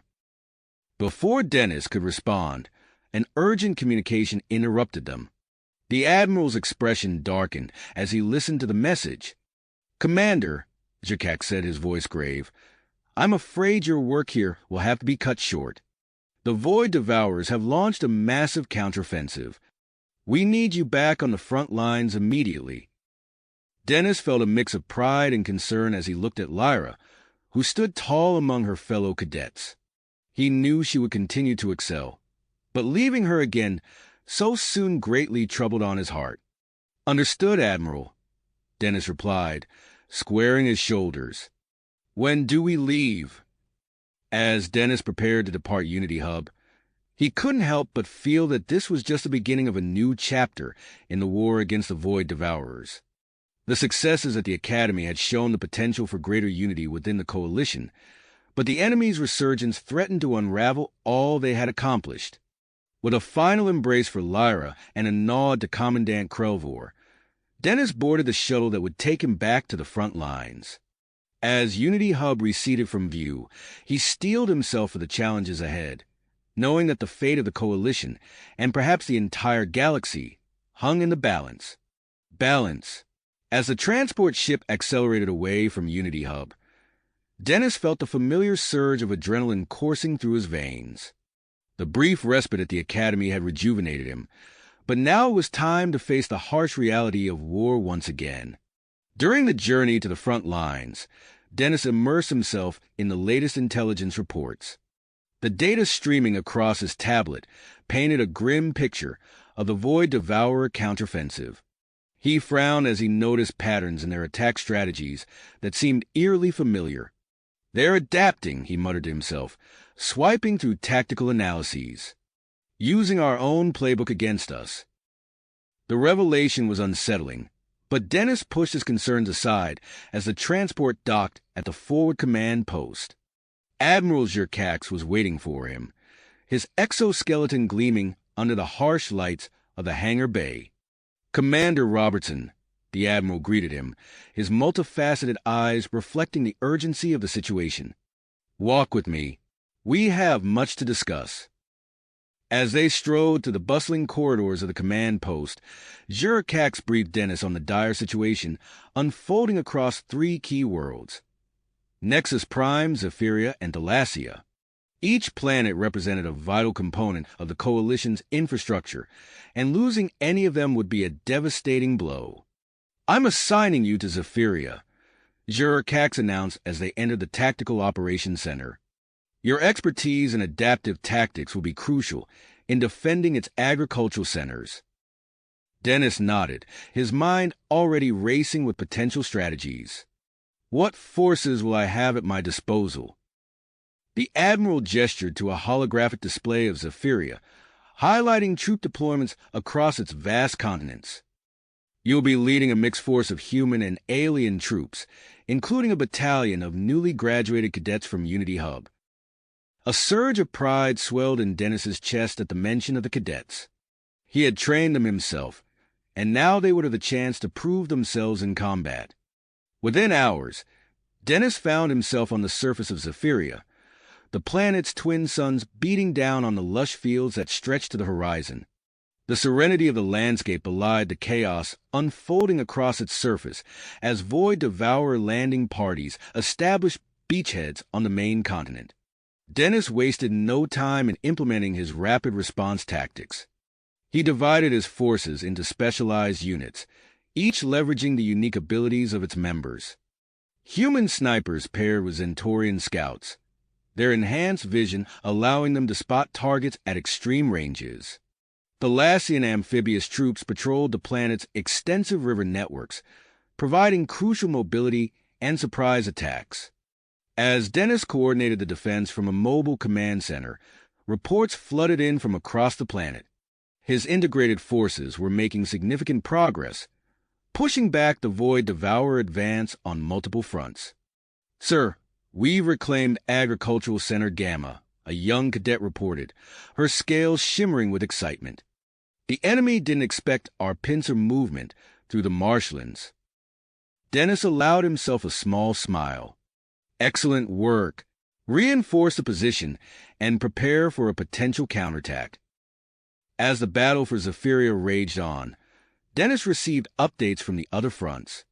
Nexus Prime was struggling against new Void Devourer weapons, while Thalassia's underwater research facilities had been breached.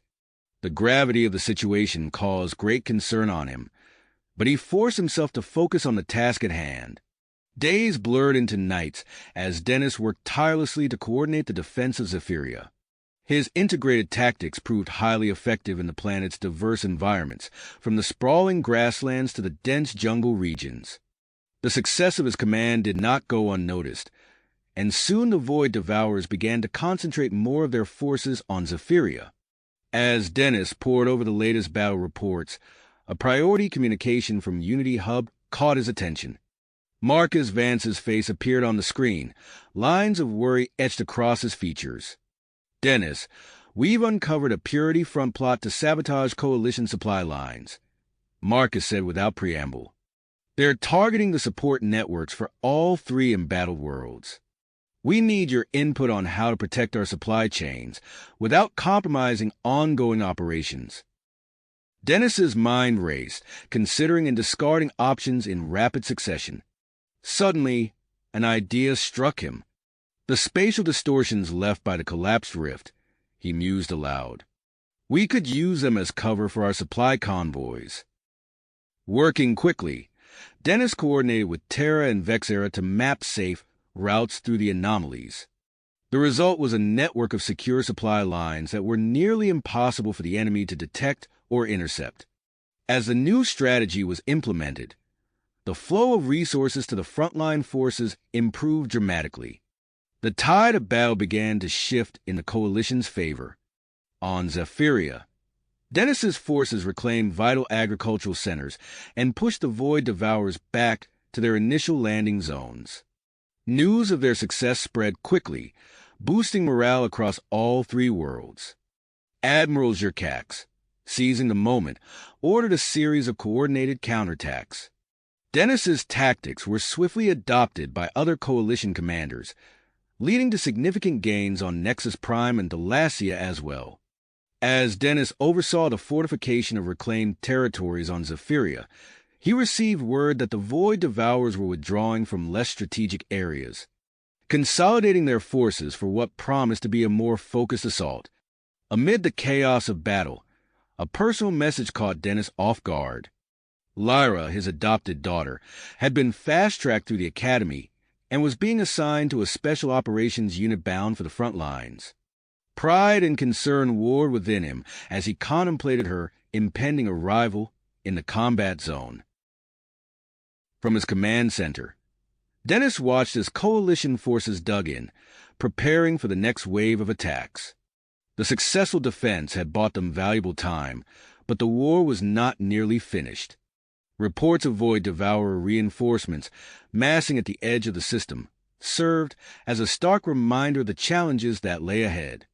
As the twin suns of Zeria set on another day of battle, Dennis stepped out of the command center, his eyes scanning the horizon.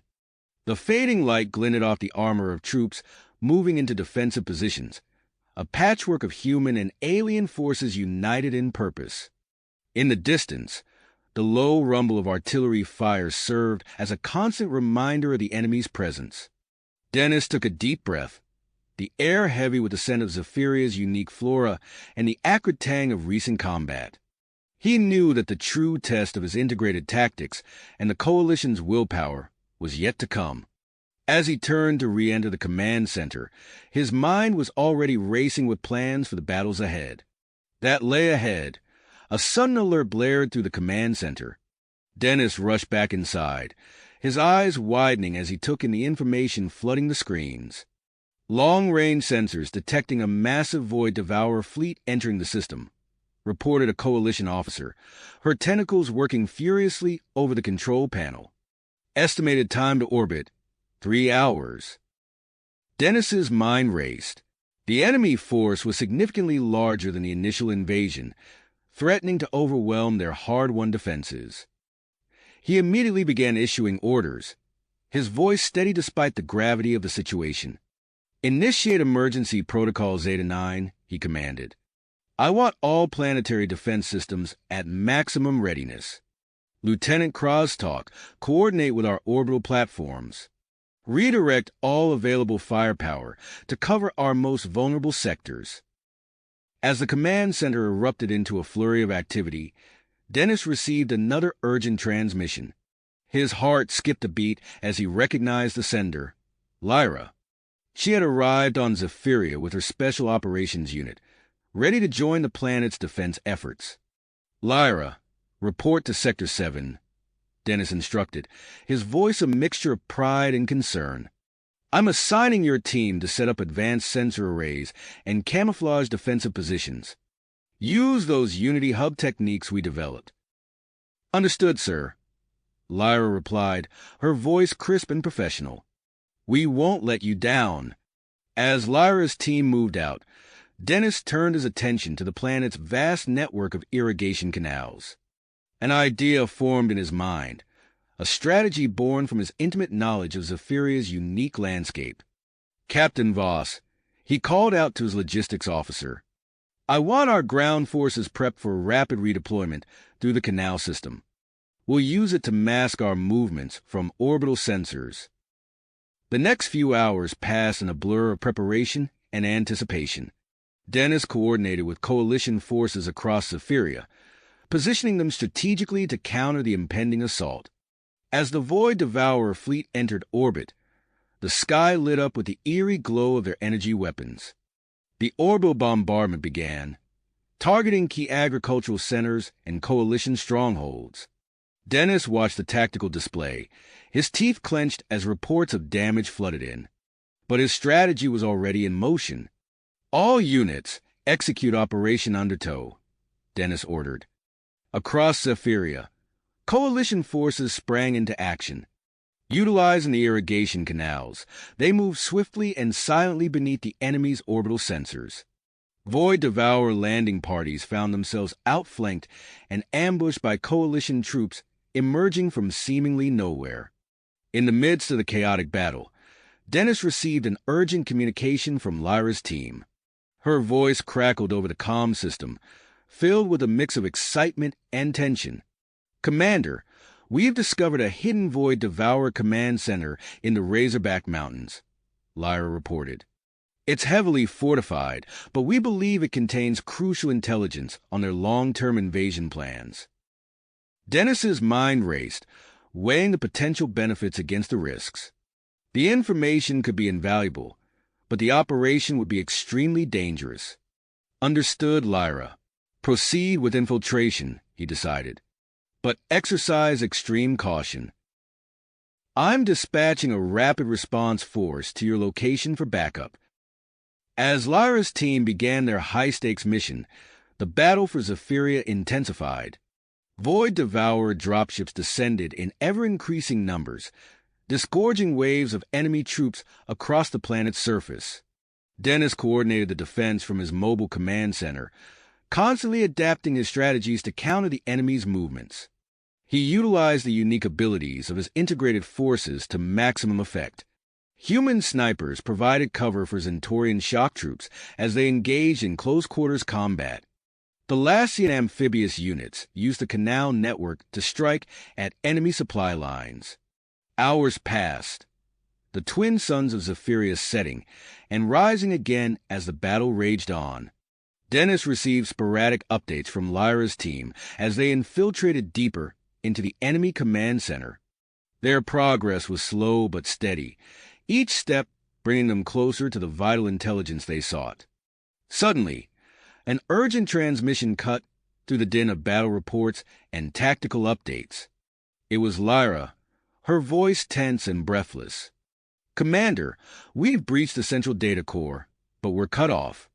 Enemy forces are converging on our position. We need immediate extraction." Dennis felt a cold knot of fear in his stomach, but his voice remained steady as he replied, Hold your position, Lyra.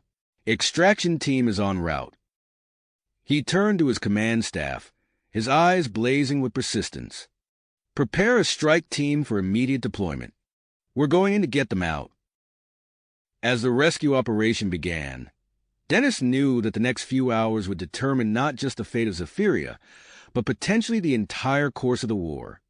With Void Devourer forces pressing their attack across the planet, and Lyra's team trapped in the heart of enemy territory, the true test of his leadership was about to begin.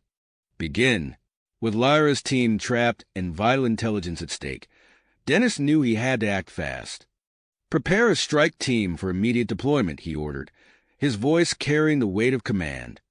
We're going to get them out. The command center erupted into a flurry of activity as Dennis handpicked a group of elite soldiers trained in his integrated tactics. Human sharpshooters, Zentorian close-quarters combat specialists, and Thalassian tech experts assembled, their diverse skills complementing each other perfectly. As the rescue team geared up, Dennis received an urgent transmission from Admiral Zirkax.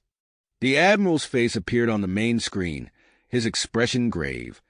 Commander Robertson, we've activated the experimental gravity manipulation device, Zirkax reported.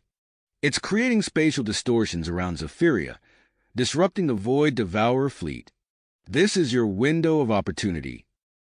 Dennis nodded, his mind already calculating the implications. Understood, Admiral. We'll make the most of it.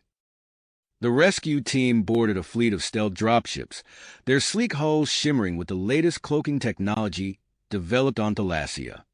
As they lifted off, Dennis watched from the command center, his heart heavy with the weight of command and paternal concern. The dropships streaked across Zeria's war-torn skies, weaving through the chaos of battle. Below, massive Void Devourer landing craft disgorged waves of troops and heavy armor. Dennis coordinated with planetary defense systems, concentrating anti-aircraft fire on key landing zones to slow the enemy's advance. All units, execute Operation Undertoe, Dennis commanded, his voice echoing across the Coalition communication network. Use the irrigation canals to outflank their landing zones. As Coalition forces sprang into action, the rescue team approached the hidden Void Devourer command center. The dropships hugged the contours of Zeria's rugged terrain, using the planet's natural features to mask their approach from enemy sensors. Inside the lead dropship, Sergeant Elena Cortez, a veteran human sniper, peered through her advanced scope. Multiple enemy patrols detected, she reported. Automated defense turrets at key points. Beside her, Krosnix, a Zentorian close-quarters specialist, flexes 4 arms. We'll handle patrols. Our Thalassian friends can deal with the electronic defenses. The dropships touched down in a secluded valley, and the rescue team disembarked. They moved swiftly through the rocky terrain, each member's unique abilities coming into play as they encountered resistance. Elena's pinpoint accuracy dropped Void Devourer sentries before they could raise the alarm. Krosnix led a squad of Zentorians in lightning-fast assaults on enemy positions, their multiple limbs wielding an array of weapons with deadly efficiency. Meanwhile, Thalassian tech experts hacked into the command center's outer defenses, disabling force fields and redirecting automated turrets. Inside the facility, Lyra and her Special Operations Unit fought to hold their position. They had successfully accessed the central computer core and initiated a data transfer of critical intelligence. However, the download had triggered additional security measures, sealing off sections of the command center. Status report, Lyra barked, her voice steady despite the dire situation. Download at 67%, replied Corporal Zhang, his fingers flying over a makeshift console. But we've got incoming hostiles from multiple directions. Lyra nodded, her mind racing.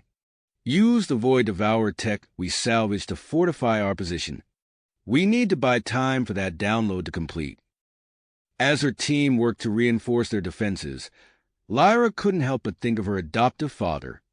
She knew Dennis would come for them, but would he make it in time? Outside, the rescue team encountered a new and terrifying threat. Enhanced Void Devourer soldiers emerged from concealed bunkers, their bodies pulsing with unnatural energy. These monstrosities displayed unprecedented strength and regenerative abilities, shrugging off wounds that would have felled their lesser brethren. New hostiles, Sergeant Cortez shouted, her rifle barking as she put 3 rounds into an advancing enemy's chest. To her horror, the wounds closed almost instantly. Krosnix leapt into action, his forearms wielding a combination of energy blades and disruptor pistols. "Concentrate fire," he roared. "Overwhelm their regeneration." The rescue team adapted their tactics on the fly, combining their firepower to take down the enhanced Void Devourers. The Lassian tech experts quickly analyzed the enemy's capabilities, relaying weaknesses to the rest of the team. As the battle raged, Dennis monitored the situation from his mobile command center. He split his focus between coordinating Zephyria's defense, managing the rescue operation, and now dealing with an unexpected crisis. "Commander," a coalition officer reported, her tentacles working furiously over a control panel. "The gravity manipulation device is causing a cascade of spatial anomalies. They're spreading across large portions of Zephyria." Dennis's mind raced, calculating potential solutions. He opened a channel to Admiral Zirkax. "Admiral, we need to contain those anomalies. Can we reverse the device's polarity?" As Zirkax's team worked on the problem, Dennis received an urgent transmission from the rescue team. They had breached the outer defenses of the command center, but were encountering heavy resistance. "Sir," Sergeant Cortez reported, her voice strained. "We've detected a massive energy buildup within the facility. Scans indicate. Sir, it looks like a scaled-down version of the superweapon we destroyed in the last battle." Dennis's blood ran cold. The implications were staggering. If they could capture or destroy this prototype weapon, it could turn the tide of the entire war. In that moment, Dennis made a decision that would shape the course of the battle and potentially the fate of the coalition. "All units, new objective," he announced, his voice carrying across all coalition frequencies. "We must secure that prototype weapon at all costs. I'm taking personal command of the operation." As Dennis prepared to board a combat shuttle, reports flooded in of Void Devourer reinforcements entering the system. The next few hours would determine not just the fate of Zephyria, but the future of the entire war against the Void Devourers. Dennis strapped himself into the shuttle, his mind focused on the challenges ahead. As the engines roared to life, he knew that the true test of his leadership and the strength of the Coalition's integrated forces was about to begin. The shuttle's engines roared as it cut through Zephyria's turbulent atmosphere. Dennis gripped the harness, his eyes fixed on the tactical display showing their approach to the Void Devourer Command Center. 30 seconds to touchdown, the pilot announced, her voice steady despite the anti-aircraft fire exploding around them. Dennis turned to his strike team, a mix of human, Zentorian, and Thalassian soldiers. "Remember your training. We move fast, we hit hard, and we adapt. Our objective is to secure that prototype weapon and extract Lyra's team. Let's make it happen." The shuttle touched down with a bone-jarring thud. As the ramp lowered, Dennis was first out, plasma rifle at the ready. The air crackled with energy discharges as enhanced Void Devourer soldiers converged on their position. "Zentorians take point," Dennis shouted. "Humans, provide covering fire. Thalassians, start working on those outer defenses." The battlefield erupted into chaos. Zentorian warriors surged forward, their multiple limbs wielding an array of weapons with deadly precision. Human snipers picked off targets from elevated positions, while Thalassian tech experts worked feverishly to hack the facility's security systems. Inside the command center, Lyra and her team fought a desperate holding action. They had fortified their position using salvage Void Devourer tech, but enemy forces were closing in from all sides. "Zhang, status on that download?" Lyra called out, her voice barely audible over the din of battle. "93%, Jean replied, his fingers flying over the makeshift console. "Just a few more minutes." Lyra nodded, then turned to face a new wave of attackers. She fired her disruptor rifle in short, controlled bursts, each shot finding its mark with unerring accuracy. Years of training under Dennis had honed her skills to a razor's edge. Outside, Dennis's strike team encountered increasingly fierce resistance. Enhanced Void Devourer soldiers shrugged off wounds that would have felled their lesser counterparts, regenerating at an alarming rate. "Concentrate fire," Dennis ordered, adjusting his tactics on the fly. Overwhelmed their regeneration. The team responded instantly, focusing their attacks on single targets. The coordinated assault proved effective, dropping the enhanced soldiers one by one. As they fought their way deeper into the facility, Dennis received an urgent transmission from Admiral Jakax. "Commander, the gravity manipulation device is creating uncontrolled spatial anomalies across Zeria," the Admiral reported, his voice tense. "We're attempting to modify the device to contain the spread, but it's complicating both our defensive and offensive operations." Dennis processed the information quickly. "Understood, Admiral. Use those anomalies to your advantage. They might provide cover for precision strikes against the Void Devourer fleet." As Jakax acknowledged the order, Dennis refocused on the battle at hand. His team had reached a section of the command center filled with unknown alien technology. Strange devices pulsed with eerie light, and the air itself seemed to shimmer with otherworldly energies. "Thalassian team analysis," Dennis commanded. The Thalassian tech experts scanned the area, their sensor devices humming. "Commander, we're detecting intense energy readings," one reported. "This technology is far beyond anything we've encountered before. Proceeding with caution is advised." Dennis nodded, then gestured for the team to move forward. They navigated through the hazardous chambers, disabling security systems and avoiding detection where possible.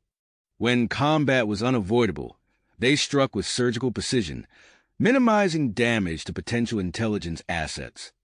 As they progressed, Dennis received sporadic updates from Lyra's team.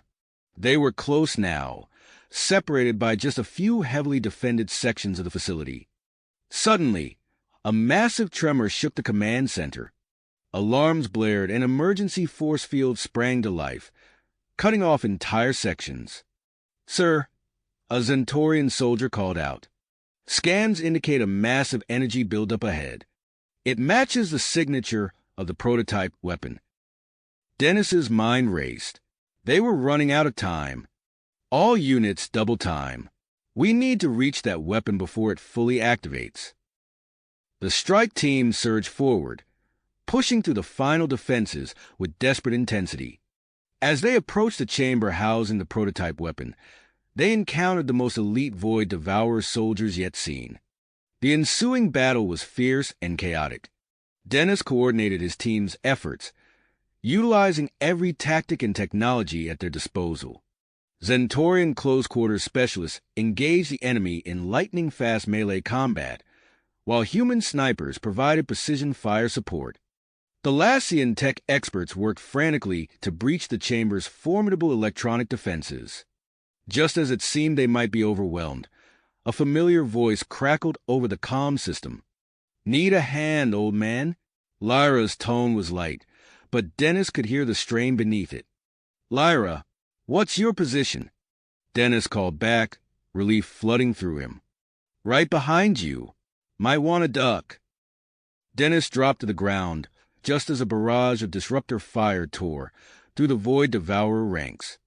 Lyra's team had arrived, catching the enemy in a devastating crossfire. With their forces combined, Dennis and Lyra fought side by side, their complementary abilities turning the tide of battle. They pushed through the final line of defense, breaching the chamber that housed the prototype weapon. Inside, they found a scene of controlled chaos. The weapon itself was a massive construct of pulsing energy and alien metal, already in the process of powering up. Displays around the chamber showed rapidly rising energy levels, approaching critical thresholds. "We need to shut it down," Dennis said, moving quickly to the main control console.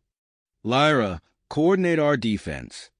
We can't let them retake this chamber."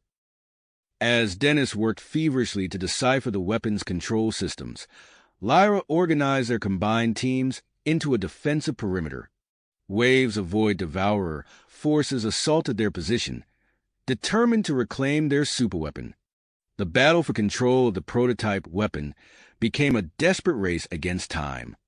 Dennis's fingers flew over alien controls, his mind working overtime to understand and counteract the device's activation sequence. Around him, the chamber shook with the force of ongoing combat as Lyra's team held off the relentless Void Devourer assault. Energy levels continued to climb, the weapon's core pulsing with increasing intensity.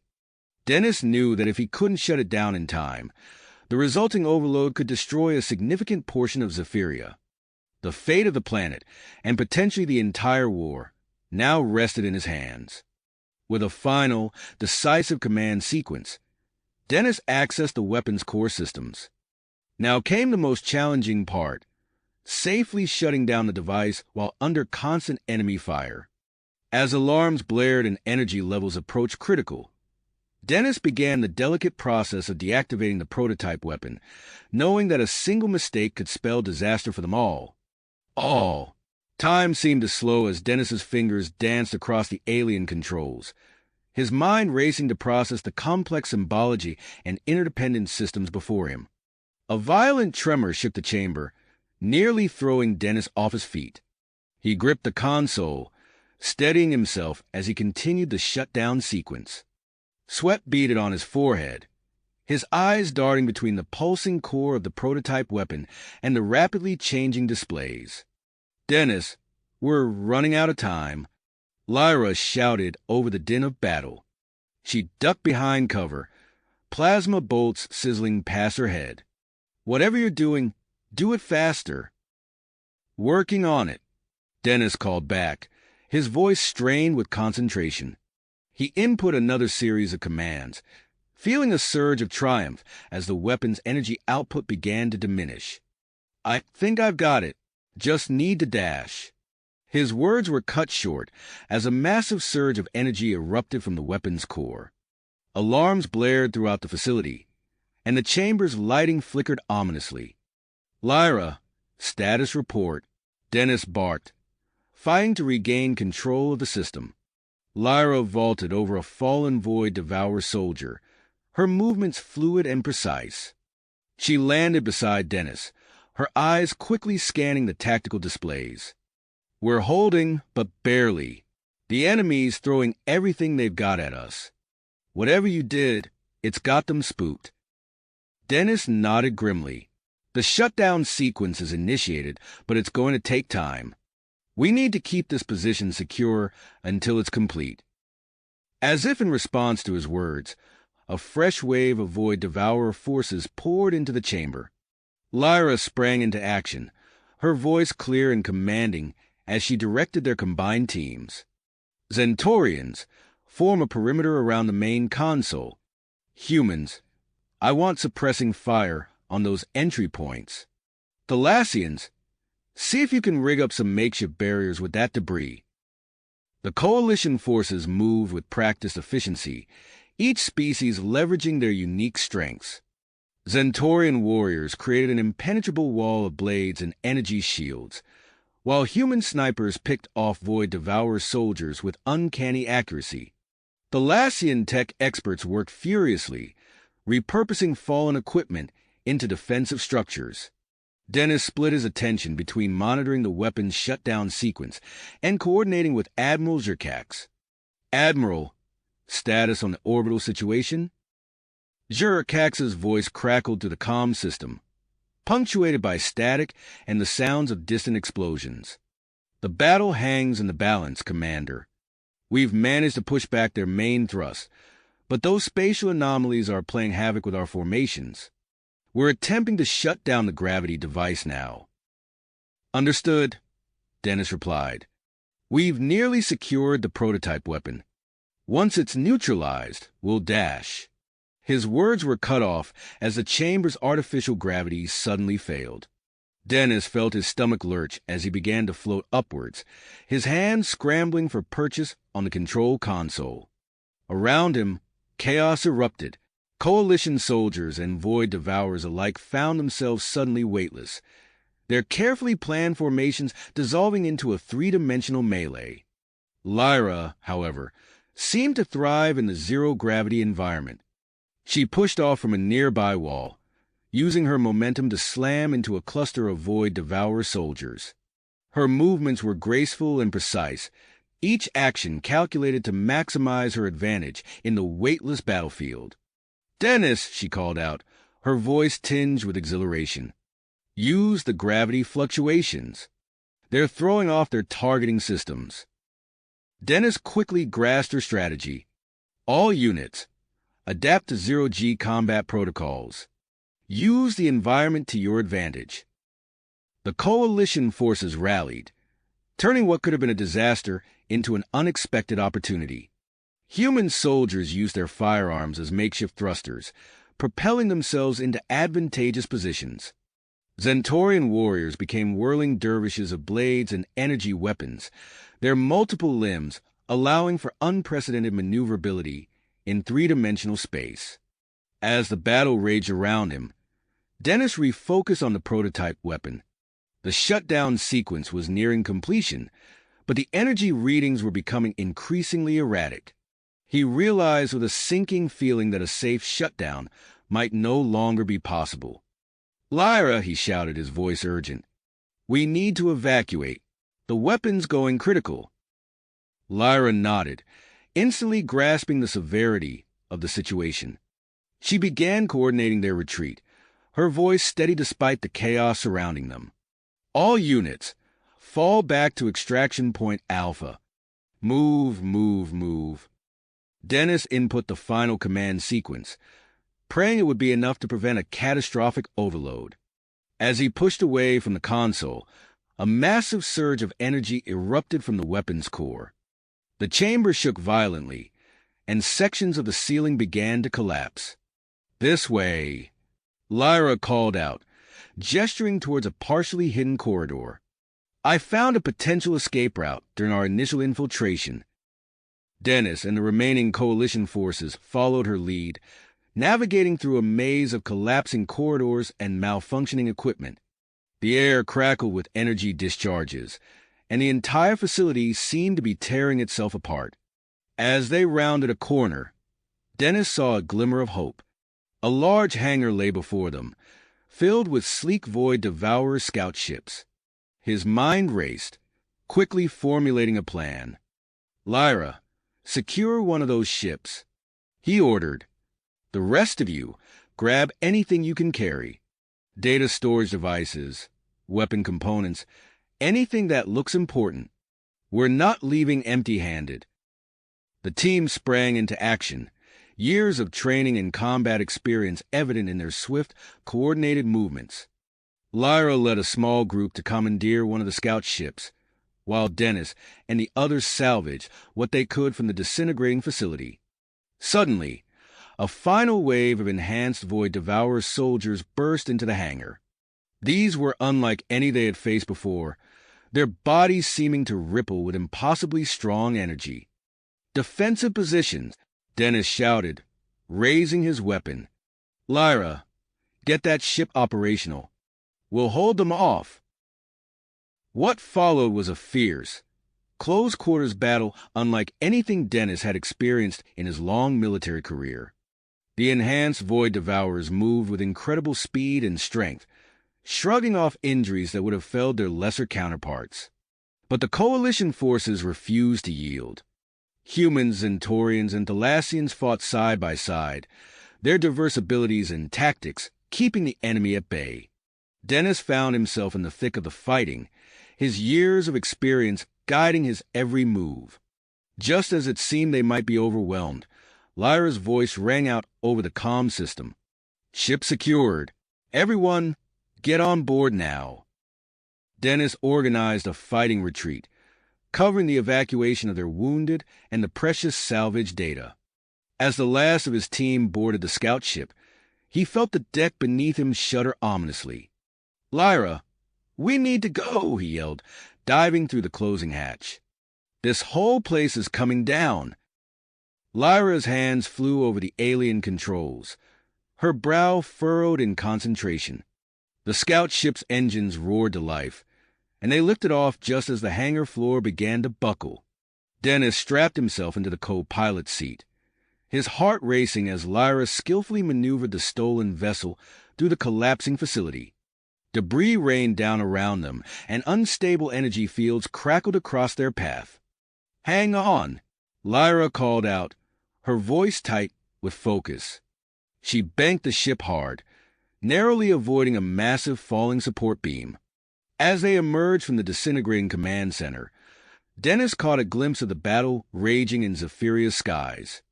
Coalition and Void Devourer ships clashed in a deadly dance, energy weapons flashing against the backdrop of the planet's swirling atmosphere.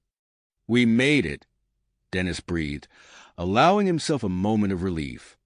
But as he surveyed the chaos surrounding them, he knew their ordeal was far from finished. They now faced the daunting task of navigating through the war-torn skies, avoiding both enemy fire and potential friendly fire from coalition forces who might mistake them for the enemy.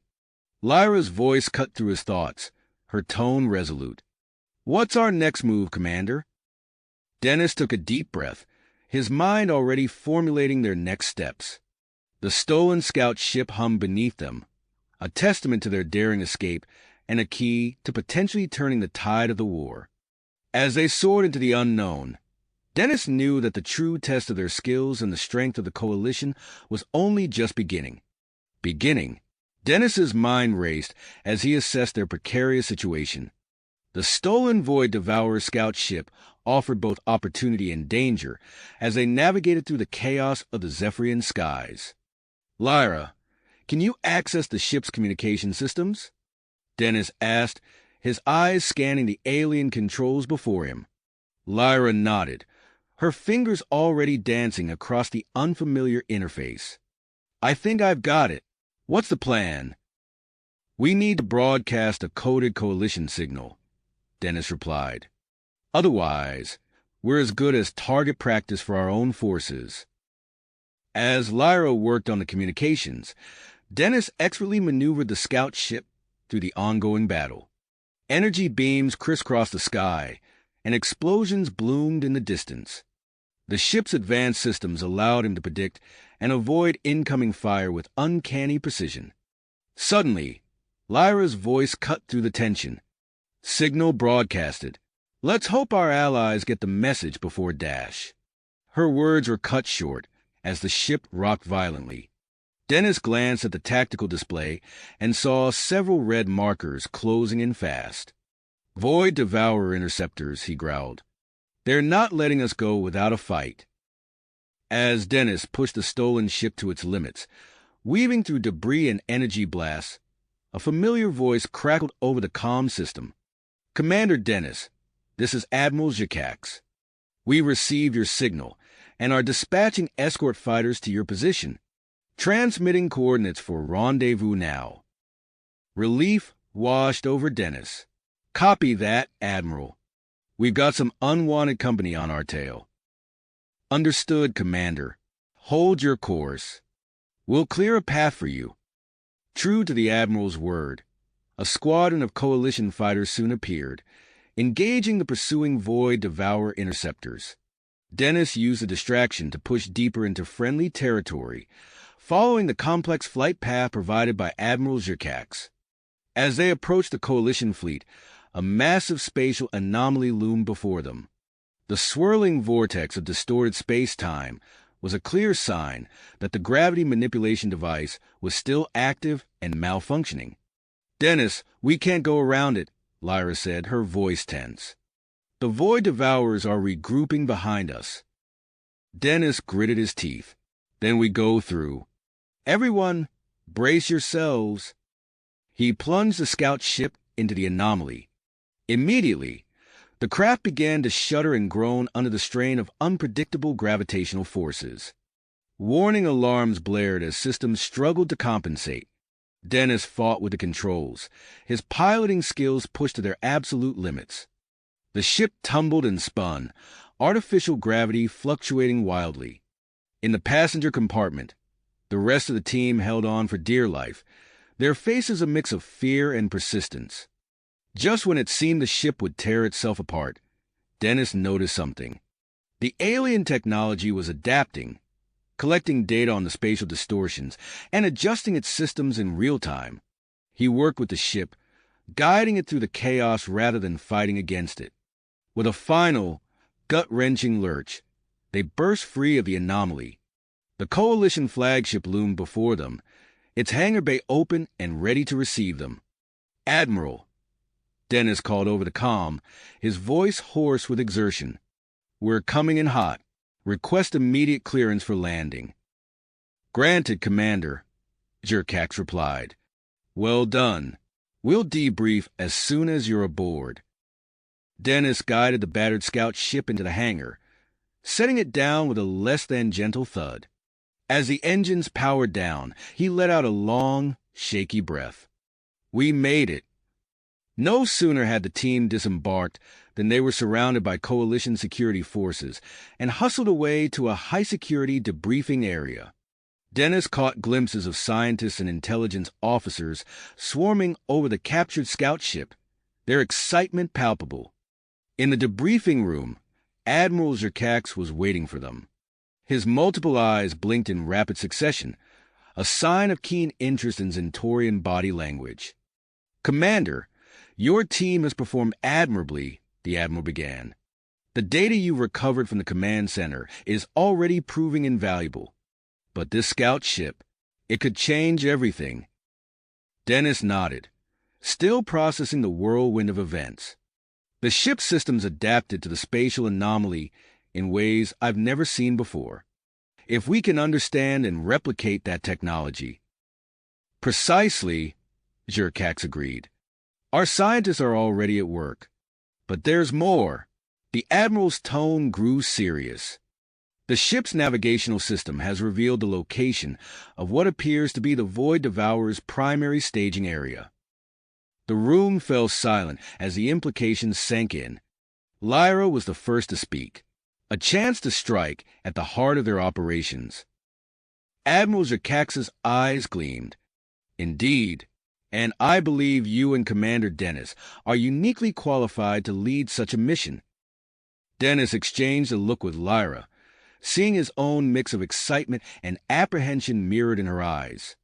They both knew the risks, but also the potential rewards. "We're in," Dennis said firmly. "What's the plan?" As Admiral Jerkax began to outline the daring infiltration mission, Dennis felt a familiar surge of adrenaline. The war was just the beginning, but for the first time since the Void Devourer invasion began, he felt a glimmer of real hope.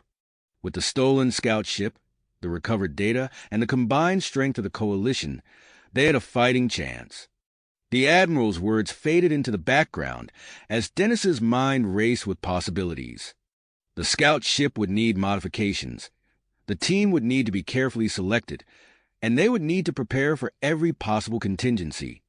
But as he looked around at his team, battered but unbowed, he knew they were ready for whatever challenges lay ahead.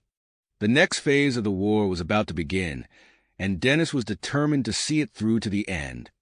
The war against the Void Devourers was entering a new phase, one that could potentially shift the balance of power in the galaxy. As the briefing concluded, Dennis and Lyra found themselves immersed in preparations for their upcoming mission. The stolen Void Devourer scout ship underwent extensive modifications, its systems carefully analyzed and enhanced by Coalition engineers. The team selection process was rigorous, with Dennis personally vetting each member to ensure they possessed the necessary skills and adaptability for the high-stakes operation. Days turned into weeks as the Coalition forces readied themselves for the daring assault on the Void Devourer's primary staging area. Finally, the moment arrived.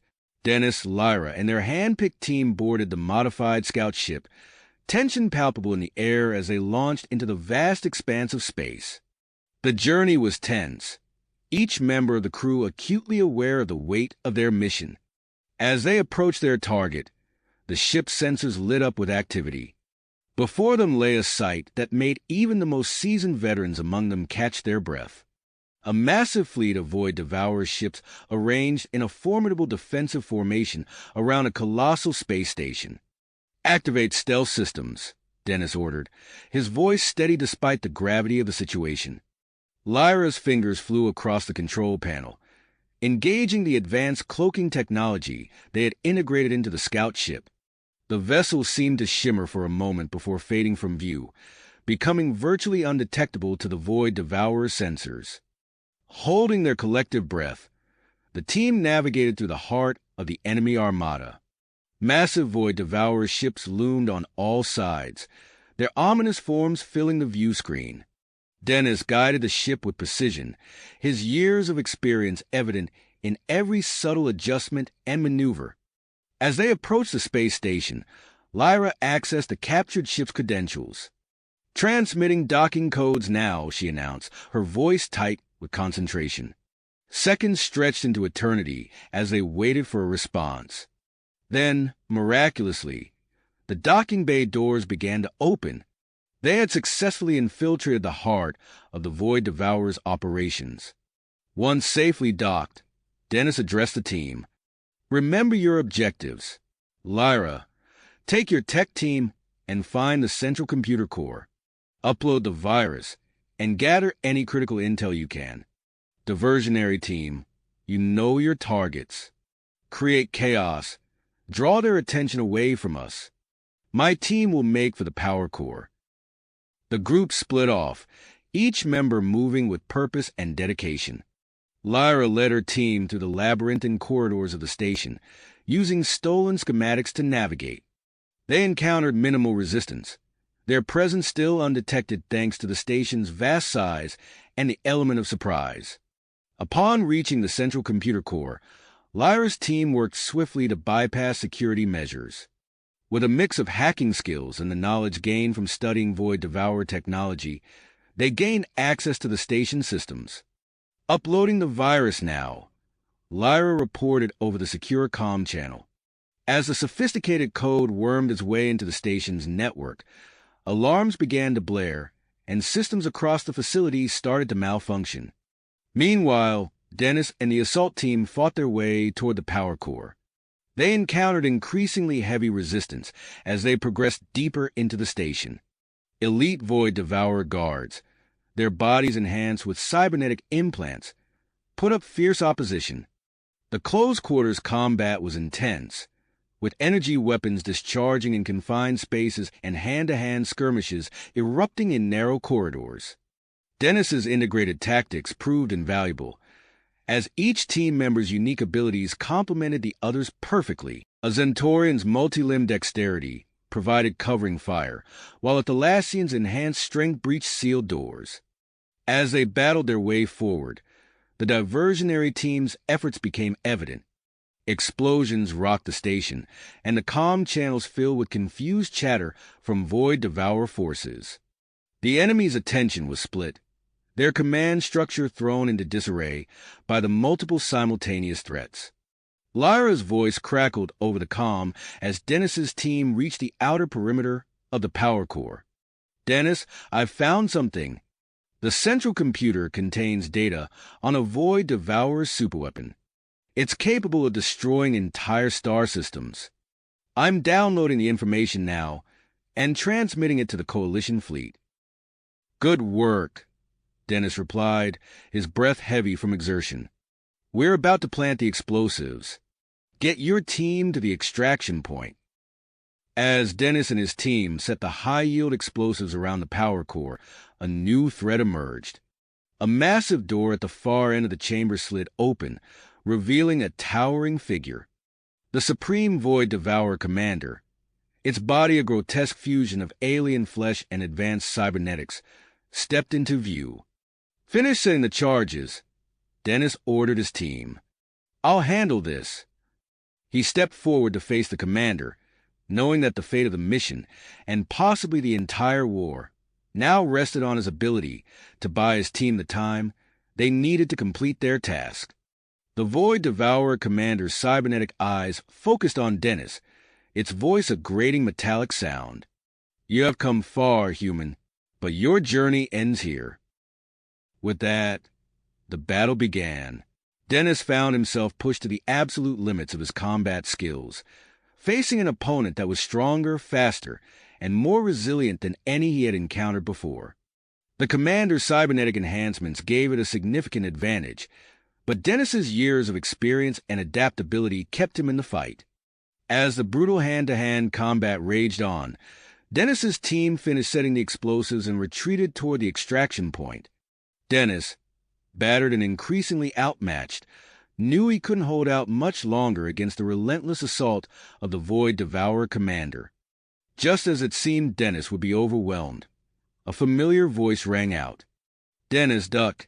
Without hesitation, Dennis dropped to the ground as Lyra burst into the chamber, her hybrid physiology allowing her to move with incredible speed. She launched herself at the Void Devourer commander, catching it off guard with her sudden appearance. Together, Dennis and Lyra engaged the commander in a coordinated assault. Their movements were perfectly synchronized, years of training and shared experiences allowing them to anticipate each other's actions. Dennis's tactical genius combined with Lyra's alien strength and agility to create a formidable fighting force. The tide of the battle began to turn. The Void Devourer commander, for all its enhancements, couldn't match the seamless teamwork of the human father and his adopted alien daughter. With a final, decisive strike, they brought the towering figure crashing to the ground. Panting heavily, Dennis and Lyra shared a brief look of understanding. There was no time for words. The station was in chaos, and they needed to evacuate immediately. They sprinted toward the docking bay where their stolen scout ship waited, fighting through pockets of confused resistance along the way. As they reached the ship, the rest of their team was already aboard, primed for a rapid departure. Dennis took the pilot's seat, with Lyra beside him as co-pilot. The scout ship launched from the doomed station, weaving through debris and sporadic enemy fire. Behind them, the space station erupted in a massive explosion, the chain reaction triggered by their planted explosives tearing the massive structure apart. The heart of the Void Devourer invasion force disappeared in a blinding flash of light and energy. As they cleared the blast radius and set course to rendezvous with the waiting coalition fleet, Dennis allowed himself a moment to absorb the magnitude of what they had accomplished. The primary staging area of the Void Devourers had been destroyed, but the war was far from finished. New challenges lay ahead, and the galaxy's future remained uncertain. Yet, as he looked at Lyra and the rest of his team, Dennis felt a surge of confidence. Whatever came next, they would face it together. You have reached the end of the story. If you enjoyed this story and want to support us, please leave a like and subscribe to our channel, and for every comment that says 88, I will heart every single one of them. Thank you for your time.